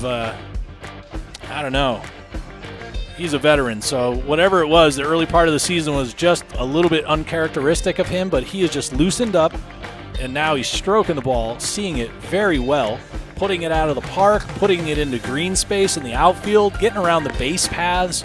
He's just doing everything that I know his future teammates out in Arkansas, Pine Bluff, are going to be greatly appreciative to have him in the lineup and on the roster.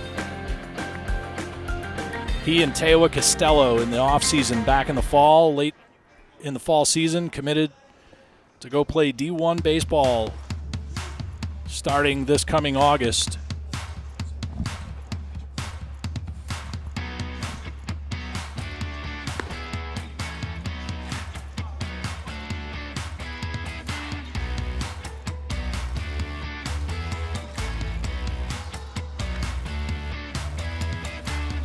Aiden Sumner coming in for the Eagles out of the bullpen.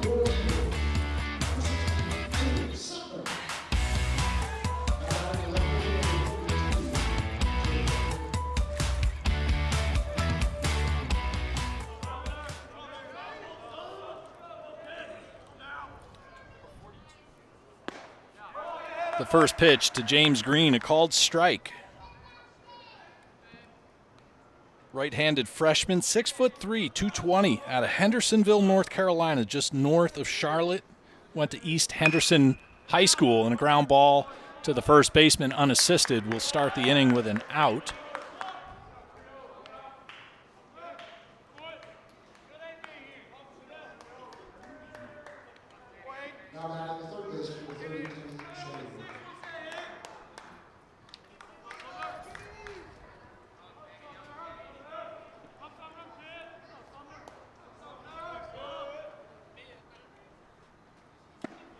Kenny Shadle looks at a first offering from Sumner. Check swing, gets a called strike. Shadle walked in his last at-bat, but struck out in his first and reached in his second. And Sumner ahead in the count on Shadle, 0-2, with one out and nobody on.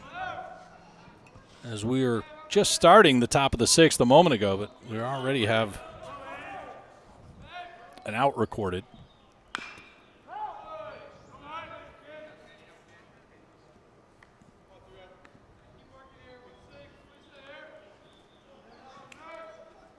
Sumner with a .313 opposing batting average and a .1080 ERA on 6 2/3 of innings worked. He's given up 10 hits and 12 runs, with 5 strikeouts and 7 walks. It's kind of a little bit of a mid-game inning eater for the Eagles, but not necessarily putting up a lot of innings. And the breaking ball Just misses a bit wide to Shadle. 1 ball, 2 strikes, says the home plate umpire and crew chief David. Give him a name. We don't know it at this point. Sumner deals and just misses a bit wide. Ting Stadium road game for the Hurricanes.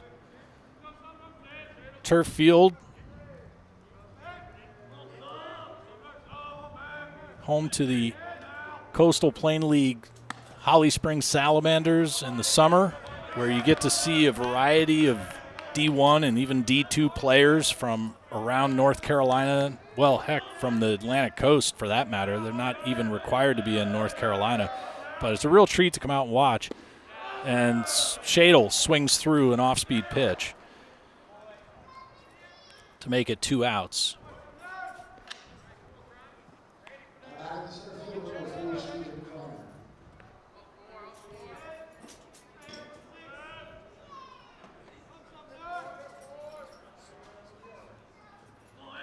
Kreiner is yet to reach base this afternoon as he looks at a first pitch called strike. 2 out and nobody on. Aiden Sumner on the mound for the Eagles. Came out of the bullpen. He is the 4th pitcher for Wake Tech. The 2-0. And that breaking ball misses outside. A 3-0 count now for Stephen Kreiner, the center fielder. Made a beautiful out earlier.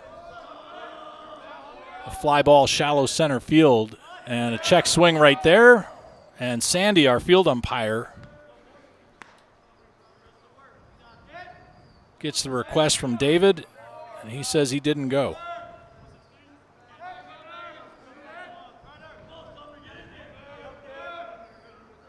The 3-1, swing and a miss on a breaking ball.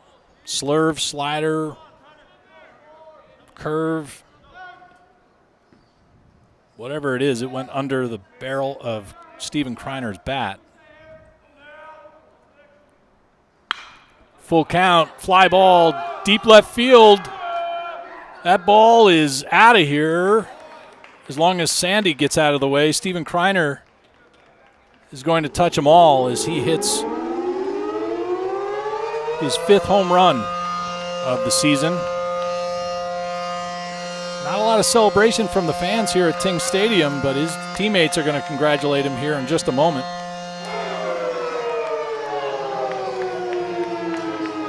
As is commensurate with a home run, you come into the big chest bump and boom.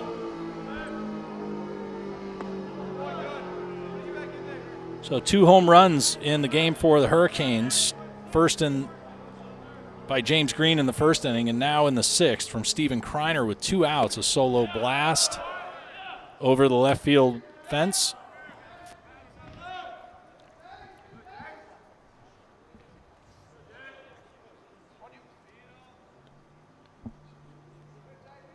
Jace Dunn, a couple of ground outs and a line out. He's 0 for 3. He's looking to be productive. Check swing, and the home plate umpire defers. And this time, Sandy says he went. Interesting turn of events there for Jace Dunn.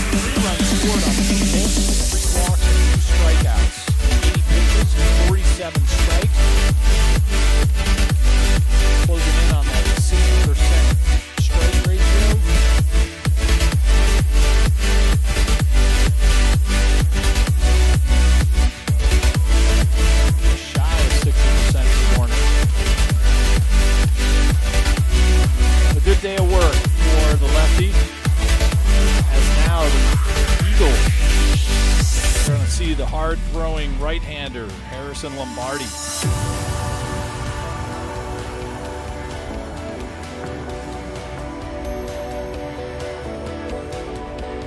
Lombardi comes in with an 8.00 ERA on 18 innings of work.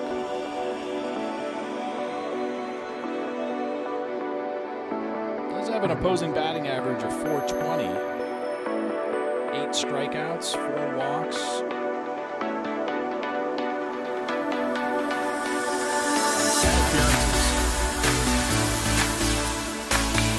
First hit, ground ball to the shortstop. Colin Cusick again struggled to come up with it. Not sure what is going on for the number 6 spot today.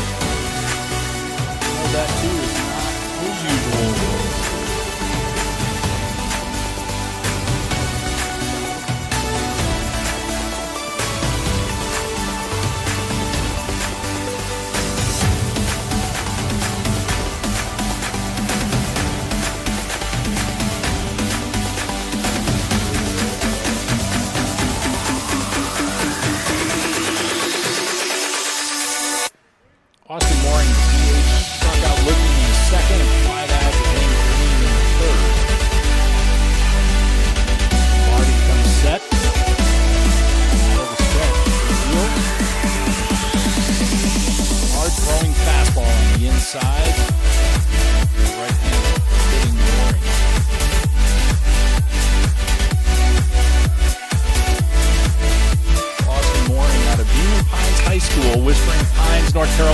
Troy Daniels takes it himself and can't come up with the throw to Jace Dunn.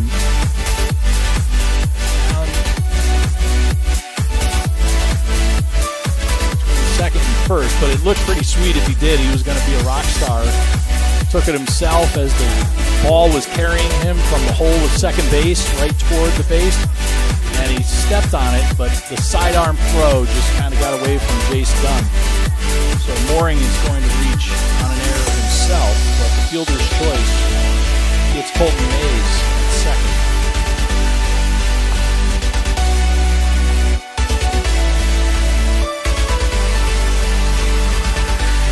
Cam Matthews walked, grounded out, and failed to reach in his third at-bat.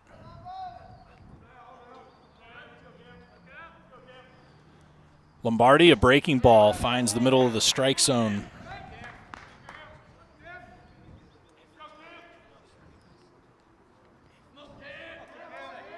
My own father checking in. Thanks for watching. Lombardi deals another breaking ball, swing and a miss, and Tewa Costello's throw is on the money. Not quite a strike him out, throw him out, but it was a swinging strike and a throw out. And that's the second time this afternoon that Tewa Costello has helped out his defense after a runner has reached unfavorably. The 1-2 popped up. Shallow center field. Kreiner calls for it, makes the grab. So Harrison Lombardi comes in the 6th inning and able to get a 1-2-3 inning of his own.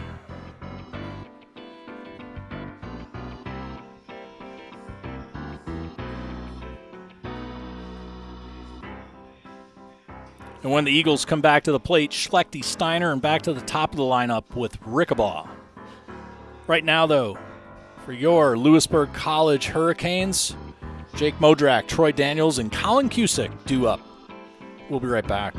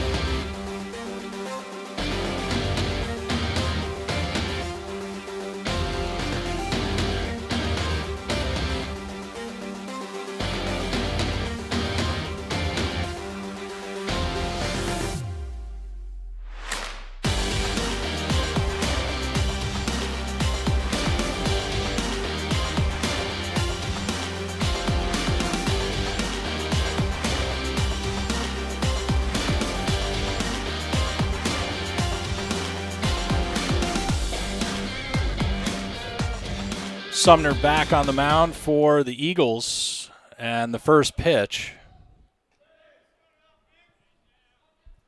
Swing and a miss by Jake Modrak.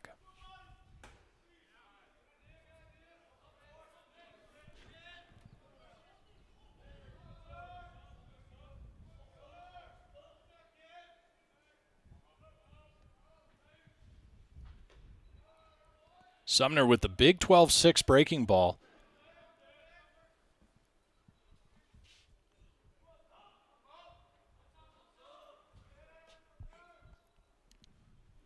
The 2-1. And a foul tip into the glove of Cameron Rickabaugh, pardon me. So Mazer started the game. Warnock relieved, then Turner, now Sumner. Ground ball up the middle. And a 6-3. Makes it 1 out.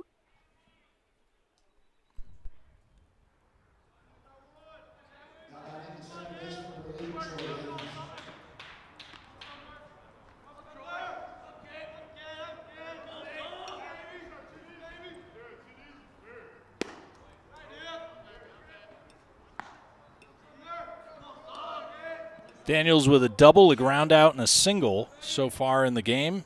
Stepped in at .239 batting average. He's 2 for 3, obviously, and he's really looks like he's just finding his confidence now at the JUCO level as a freshman, getting regular reps on the infield defensively, and obviously at the plate with 2 home runs now to his name.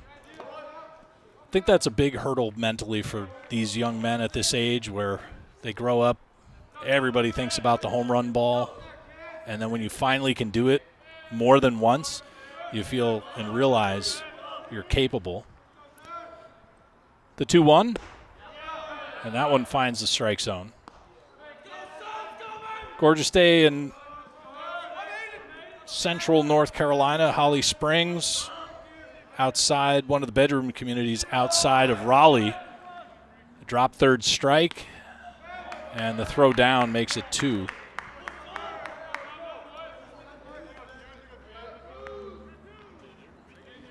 And Colin Cusick steps in. 2 strikeouts and a walk, so he's looking to do something.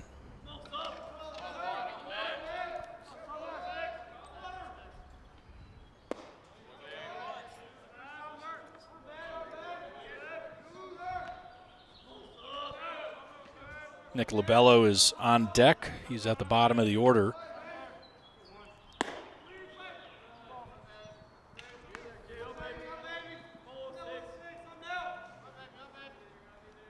About 35 people watching. Welcome if you've just joined us. Sumner's breaking ball bounces off the turf in front of his catcher, Cameron Rickabaugh.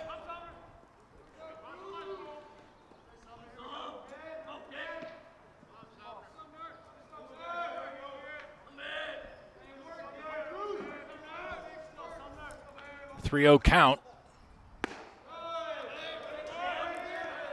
I don't know. 3-0 count. Everybody kind of knows, hey, pitcher's going to throw a fastball strike or at least something down the middle. I would just attack it. And a line out to the center fielder.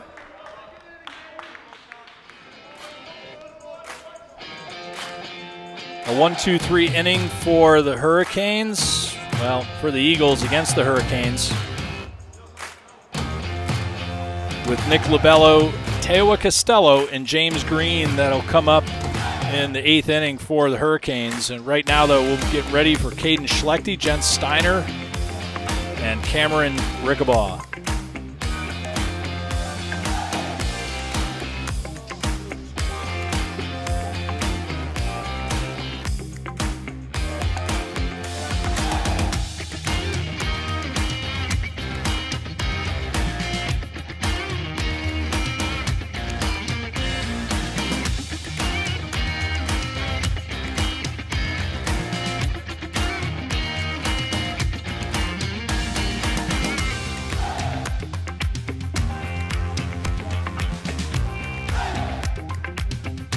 11 runs on 9 hits for the Hurricanes, 3 for 3 for the Wake Tech Community College Eagles.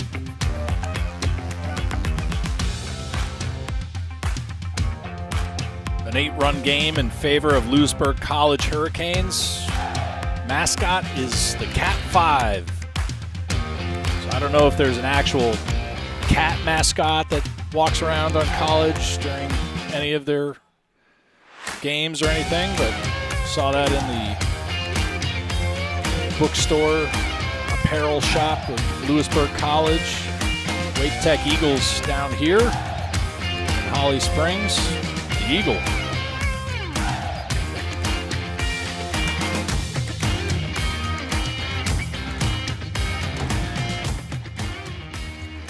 Looks like we're going to have a substitute in the lineup for the Eagles. I think it's John Mason. Slaps at the first pitch. A roller to Troy Daniels, 4-3 to start the inning.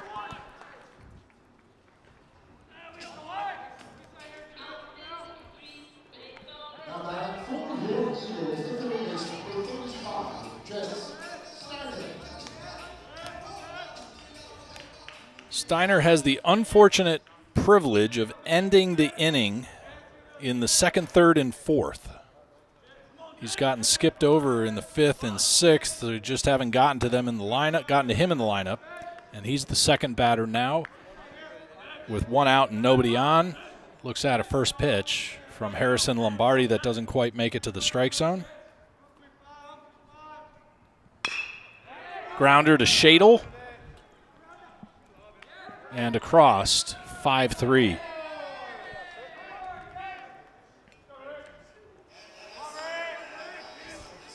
Cameron Rickabaugh now, the catcher for the Eagles.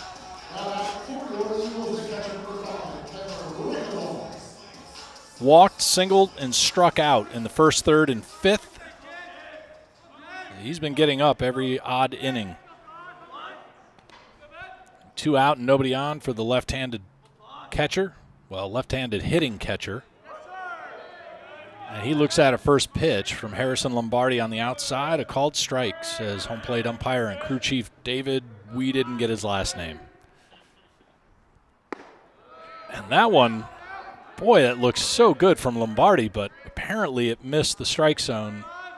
And I don't know whether it was up or down, but it looked middle to me. That was a breaking ball from Lombardi. That one missed. 2 balls, 1 strike, 2 outs in the bottom of the 7th.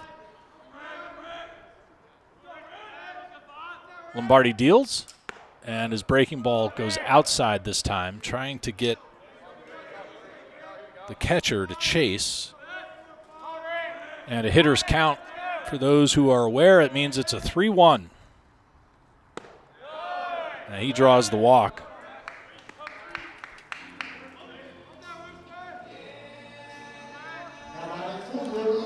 Shortstop, Max Gustafson.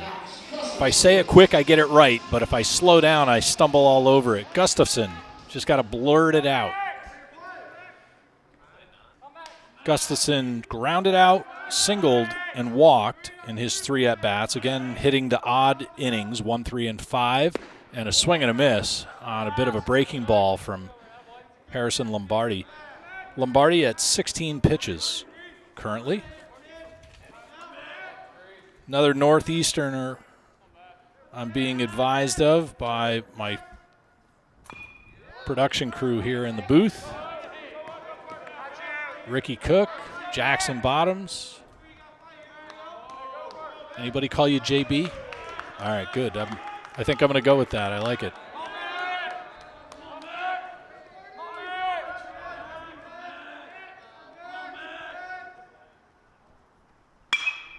The 0-2 swung on, lofted into left. James Green, almost comes up with it.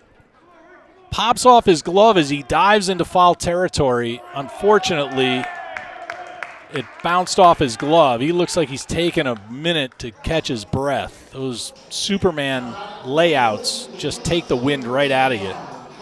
Hopefully he's okay. He did one of those up at Frazier Field in Louisburg and ended up leaving the game. I think he knocked the wind out of himself Not sure if Coach Herring is paying attention, but Green looks like he's slow to return.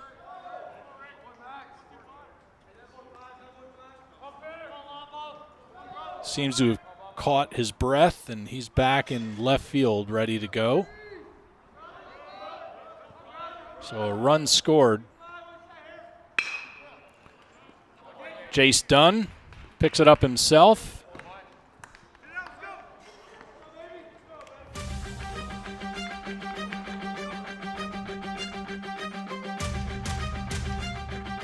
We go to the 8th inning with the Hurricanes on a sizable lead, but another run just scored for the Eagles in the 7th.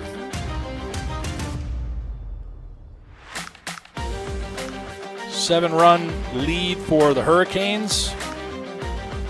And it would appear we're going to go the distance of 9 innings here at Ting Stadium in Holly Springs, North Carolina.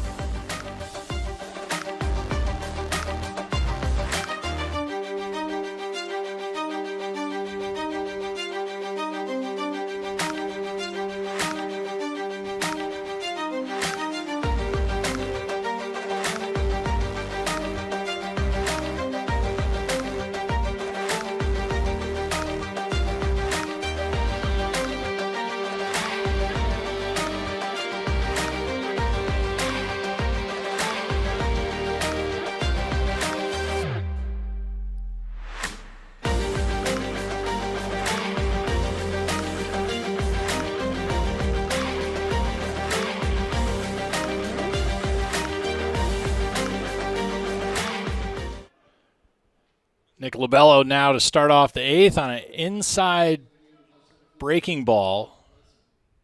Swing and a miss.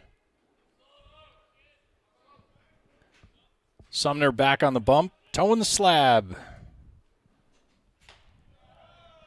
And he looks at a second pitch, gets the called strike.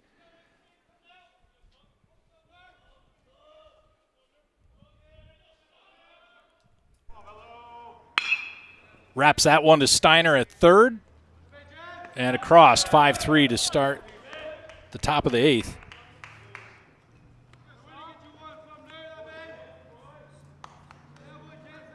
Tewa Costello,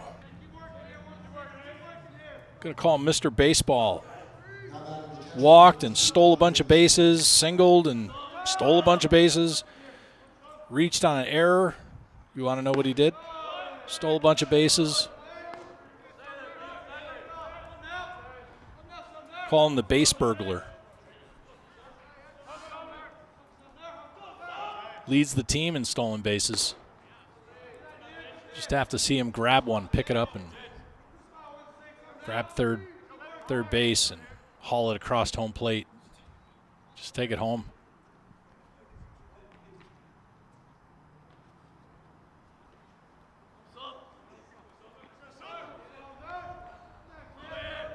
Costello stepped out, kind of stretched, and now he's back.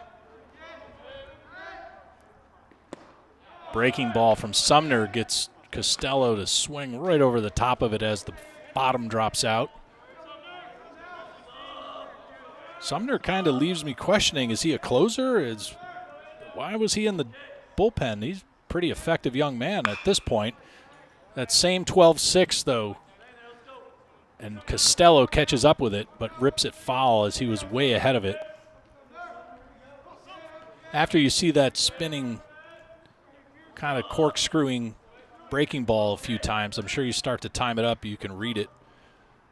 Same pitch and the same result. So Costello just fouled off 2 breaking balls. Before that, Sumner found the strike zone on him with that same pitch.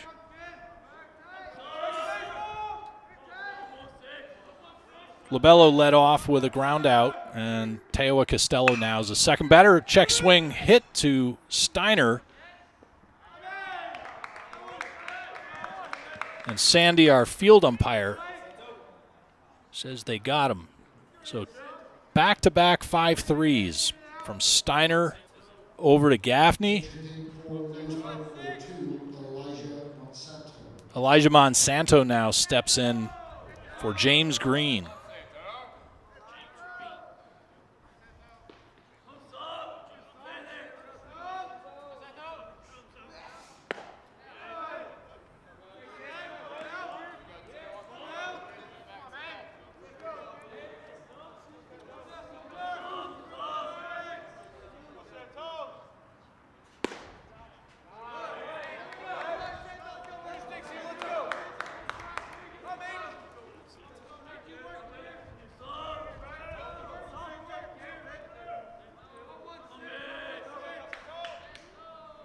The 1-1.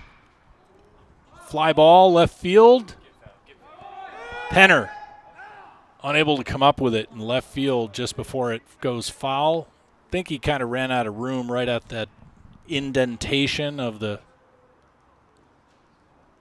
wall, the stadium wall. Kind of juts out. It's even with, in foul territory back here with the dugouts, and then as it gets out into about the middle of left field, it juts toward the field, and then it makes its way the rest. 2-2 count for Monsanto, Elijah Monsanto. He's been a utility fill-in a few times this season. The 2-2 swung on. That one's going to be a line out, though. Good wood, as they say in the business, but right at him. Need to go to where he ain't.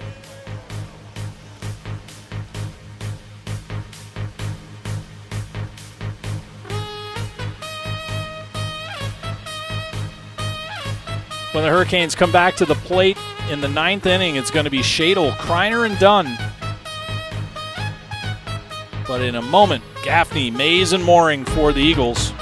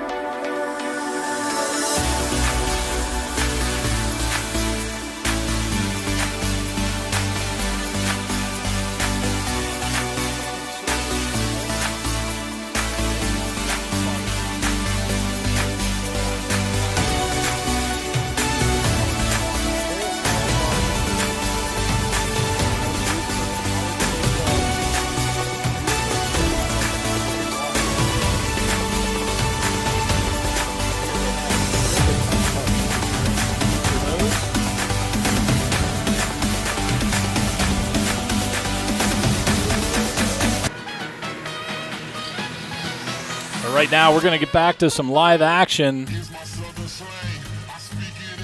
as Harrison Lombardi and the Hurricanes back out on the field defensively.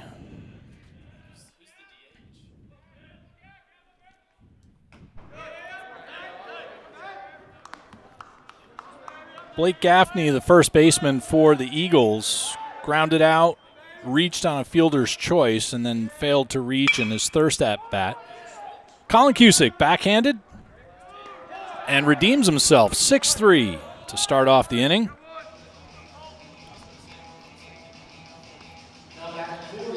Colton Mays,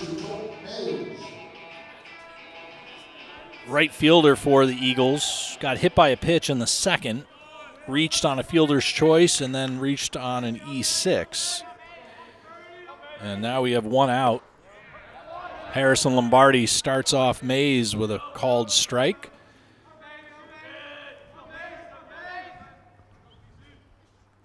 And a breaking ball.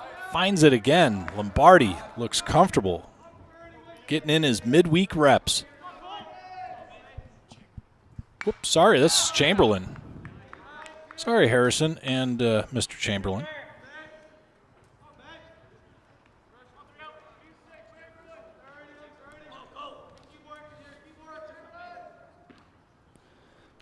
Brendan Chamberlain, we'll get some stats on him in a second.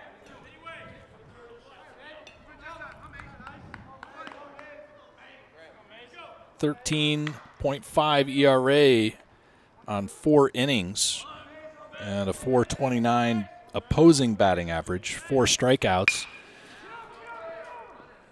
Bit of a check swing bunt. Makes it 2 outs.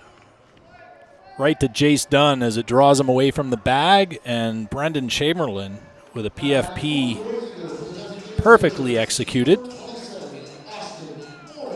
And Mooring, the DH for the Eagles, struck out looking, flied out to left field, Mr. James Green, and then he reached on an error. And that one, Daniels scoops it up. And that was a quick 1-2-3.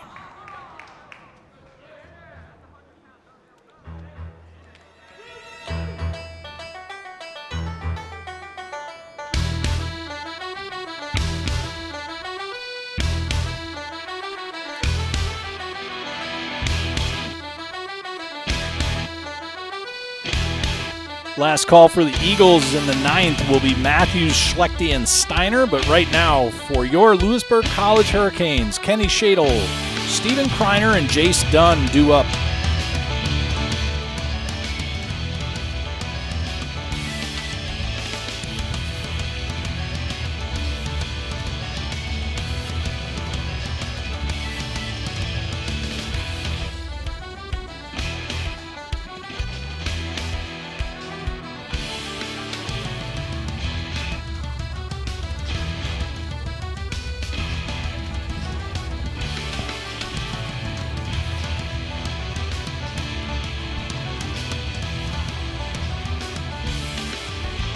So a bit of a correction on myself earlier. I referenced Brendan Chamberlain as still being Harrison Lombardi, but we'll give a read on Harrison. He got 2 innings of work in this afternoon, giving up 1 hit and 1 run with 1 walk, no strikeouts, but a good middle game inning eater performance from Harrison Lombardi. And then coming in right behind him, Brendan Chamberlain. A quick 1-2-3 inning with 2 groundouts. Well, 3 groundouts for that matter, as Gaffney, Mays, and Mooring go from 3rd to 1st and 2nd in their respective groundouts. And again, Matthews, Schlechte, and Steiner will be that last opportunity for the Eagles. But Louisburg on 9 hits have scored 11 runs, and Wake Tech has really just kind of scratched out 4 runs, though, on 4 hits, but not a significant amount of performance, all due respect. But you never want to turn your back on your opponent. No matter how far ahead you are, these games can get away from you real quick.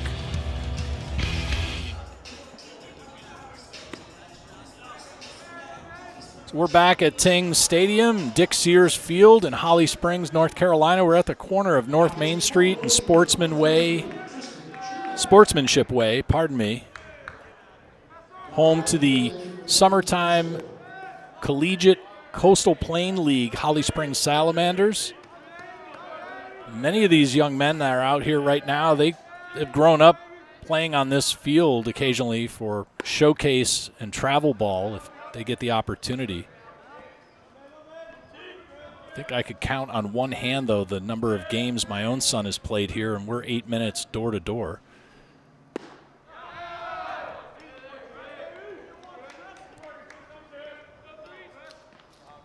Chewing is the pitcher,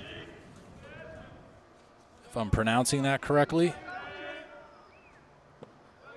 Tristan Chewing. Tuning.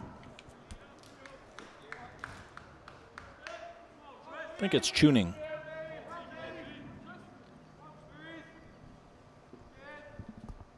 The 2-1, hard hit on the left side past the reaching Steiner.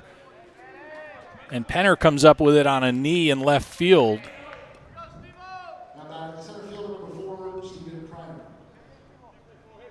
So Shadle starts off the ninth with a base hit. Had a couple strikeouts, a walk, and 2 walks, I believe. And Steven Kreiner now the center fielder. He's 1 for 4. He homered in his last appearance at the plate, but he swings at a breaking ball from Tuning.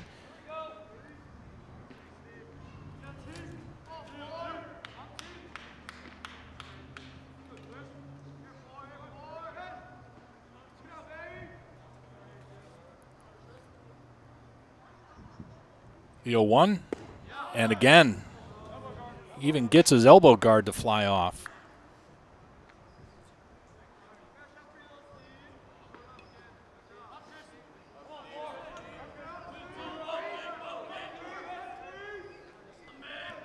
Just been sitting in the 30s on the midweek. I guess we don't get a lot of passerbys that pick us up, and that's 3. Kreiner goes down swinging with Shadle at first and Jace Dunn.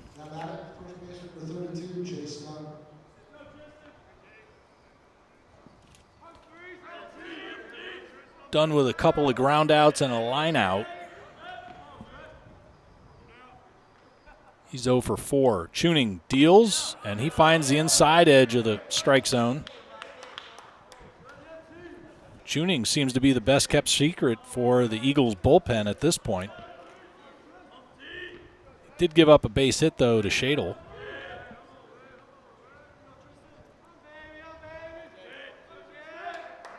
Tuning deals.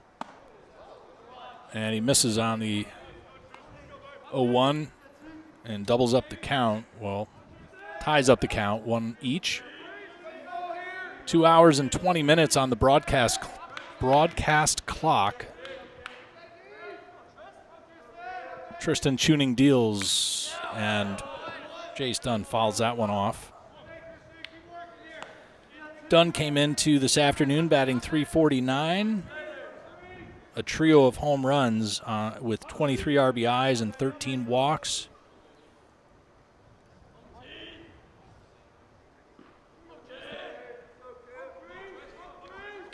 The 1-2 in the dirt off the catcher. Shadle's going to pick up a stolen base.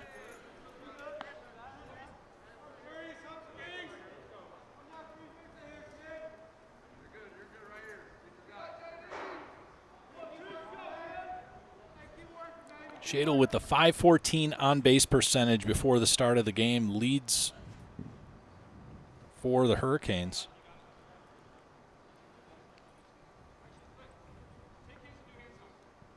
Something going on between Rickabaugh and Tuning.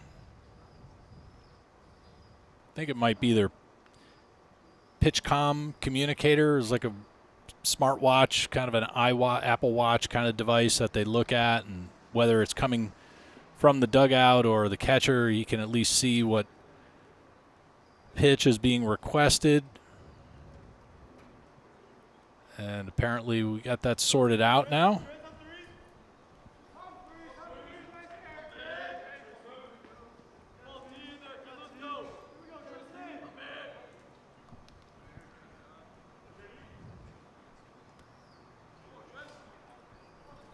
One out and a runner on second. We're in the top of the 9th inning. And now we got something more going on as Rickabaugh is getting some help from the home plate umpire to.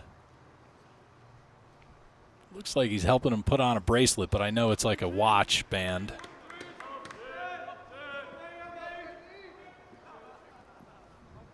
The old Richard Nixon sign there. I am not a crook. 2-2 from the home plate umpire.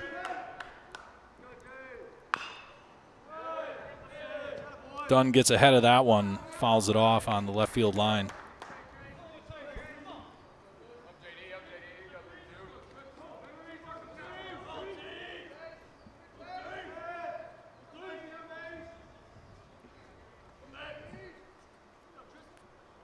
The 2-2 again.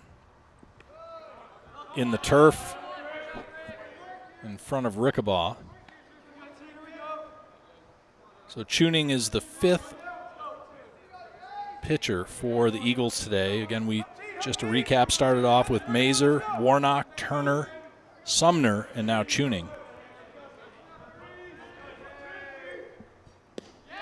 And the full count gets him swinging. To the delight of the Eagles, there are 2 outs. And Jake Modrak, the DH for the Hurricanes, a couple of walks and then a couple of ground outs to the shortstop. We'll see if he can find some green space in the outfield and get Shadle across. Tuning at 14 pitches. Modrak is 0 for 2, and he deals. Somewhat of a soft off-speed changeup. Misses a little bit low. So the Hurricanes with a couple more home runs in the book this afternoon. James Green and Steven Kreiner. As Jake Modrak swings through the next pitch to even up the count, 1-1.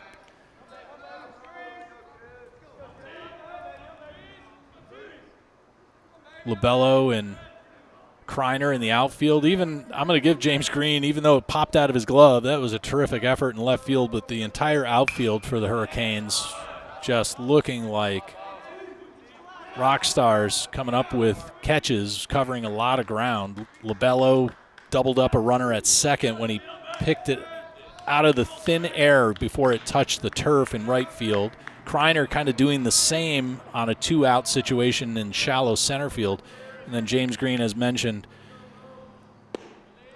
came up donuts, but, man, he loves to just lay out in the air and make these spectacular diving attempts, and he's 1 for 1 on those. But the count right now is 2-2 on Modrak with 2 out and a runner on second.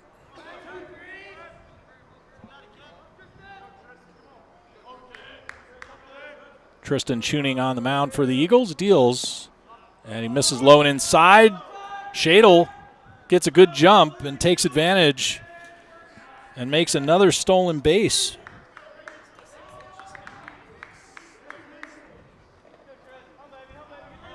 He's big and strong, and he can move on the base path.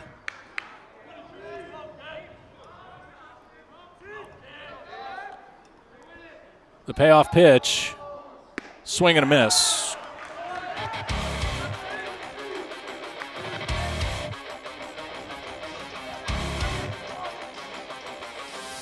But one more try for the Eagles. The Hurricanes going to try to hold them off and prevent them from going on a flurry of scoring as we go to the bottom of the 9th inning here at Ting Stadium in Holly Springs, North Carolina. A roadshow game for the Hurricanes as we bring the broadcast booth on the road.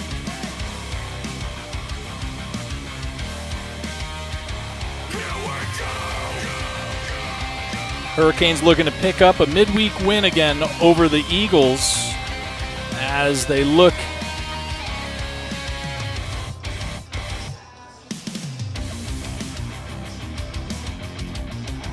at their opponents for the weekend.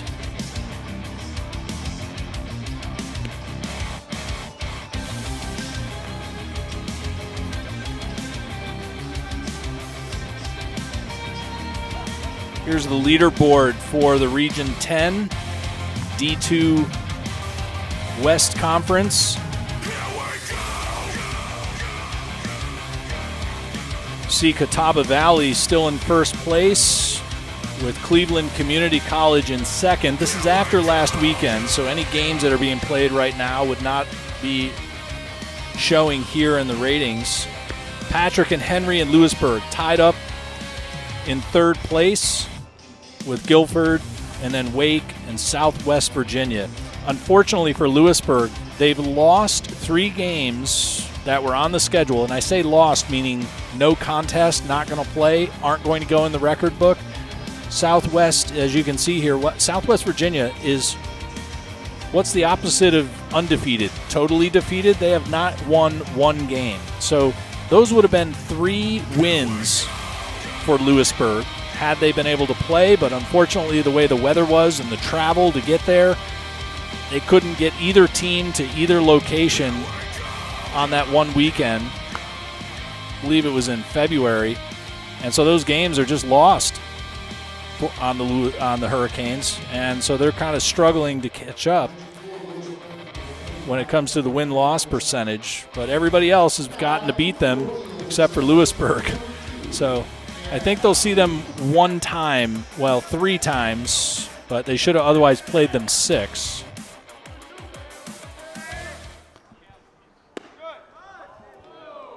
Tanner Robertson for the Hurricanes.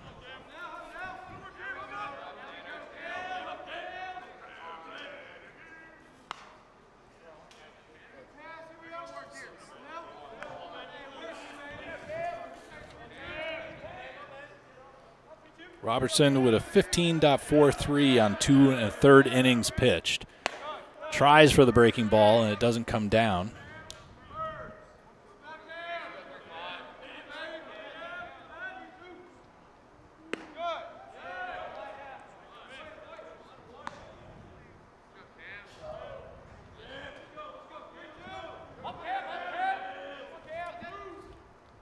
Got an opposing batting average of 300 for Robertson.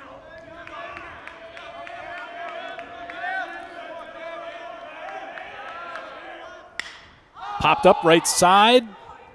Labello and Daniels, but Daniels takes it in shallow right field.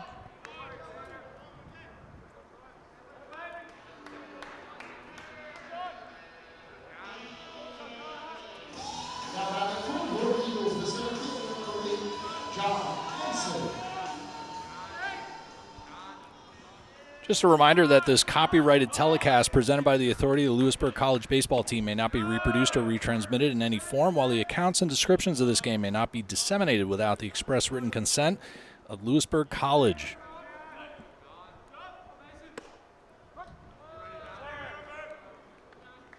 The first pitch to Mason from Robertson, a called strike.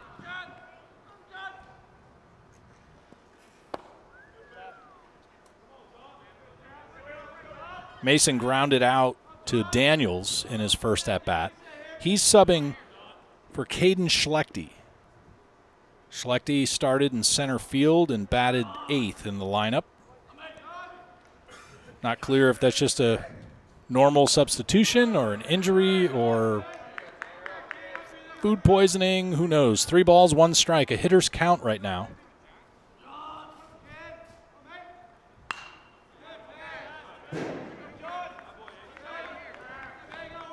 The sun is starting to set behind us, and the canopy for the stadium, the overhang, is casting a pretty dark contrasting shadow.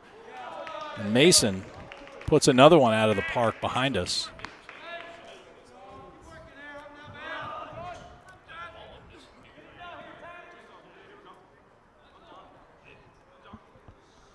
The full count, and again, Mason fouls that one off the net, goes to his own dugout.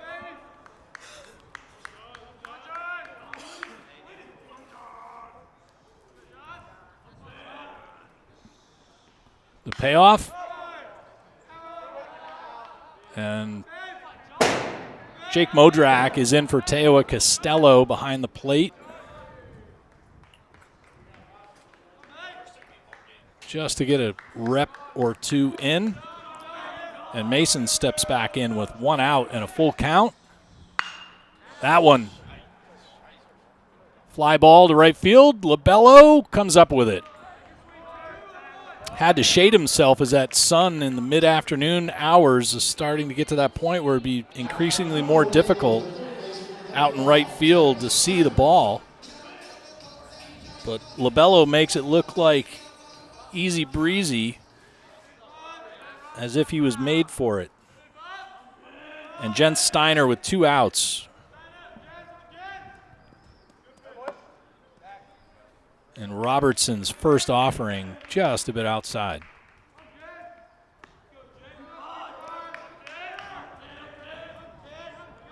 Henry Doyle, everybody's favorite play-by-play character.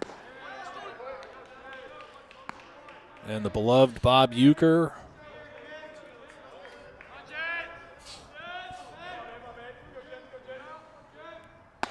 Check swing. Sandy says he went.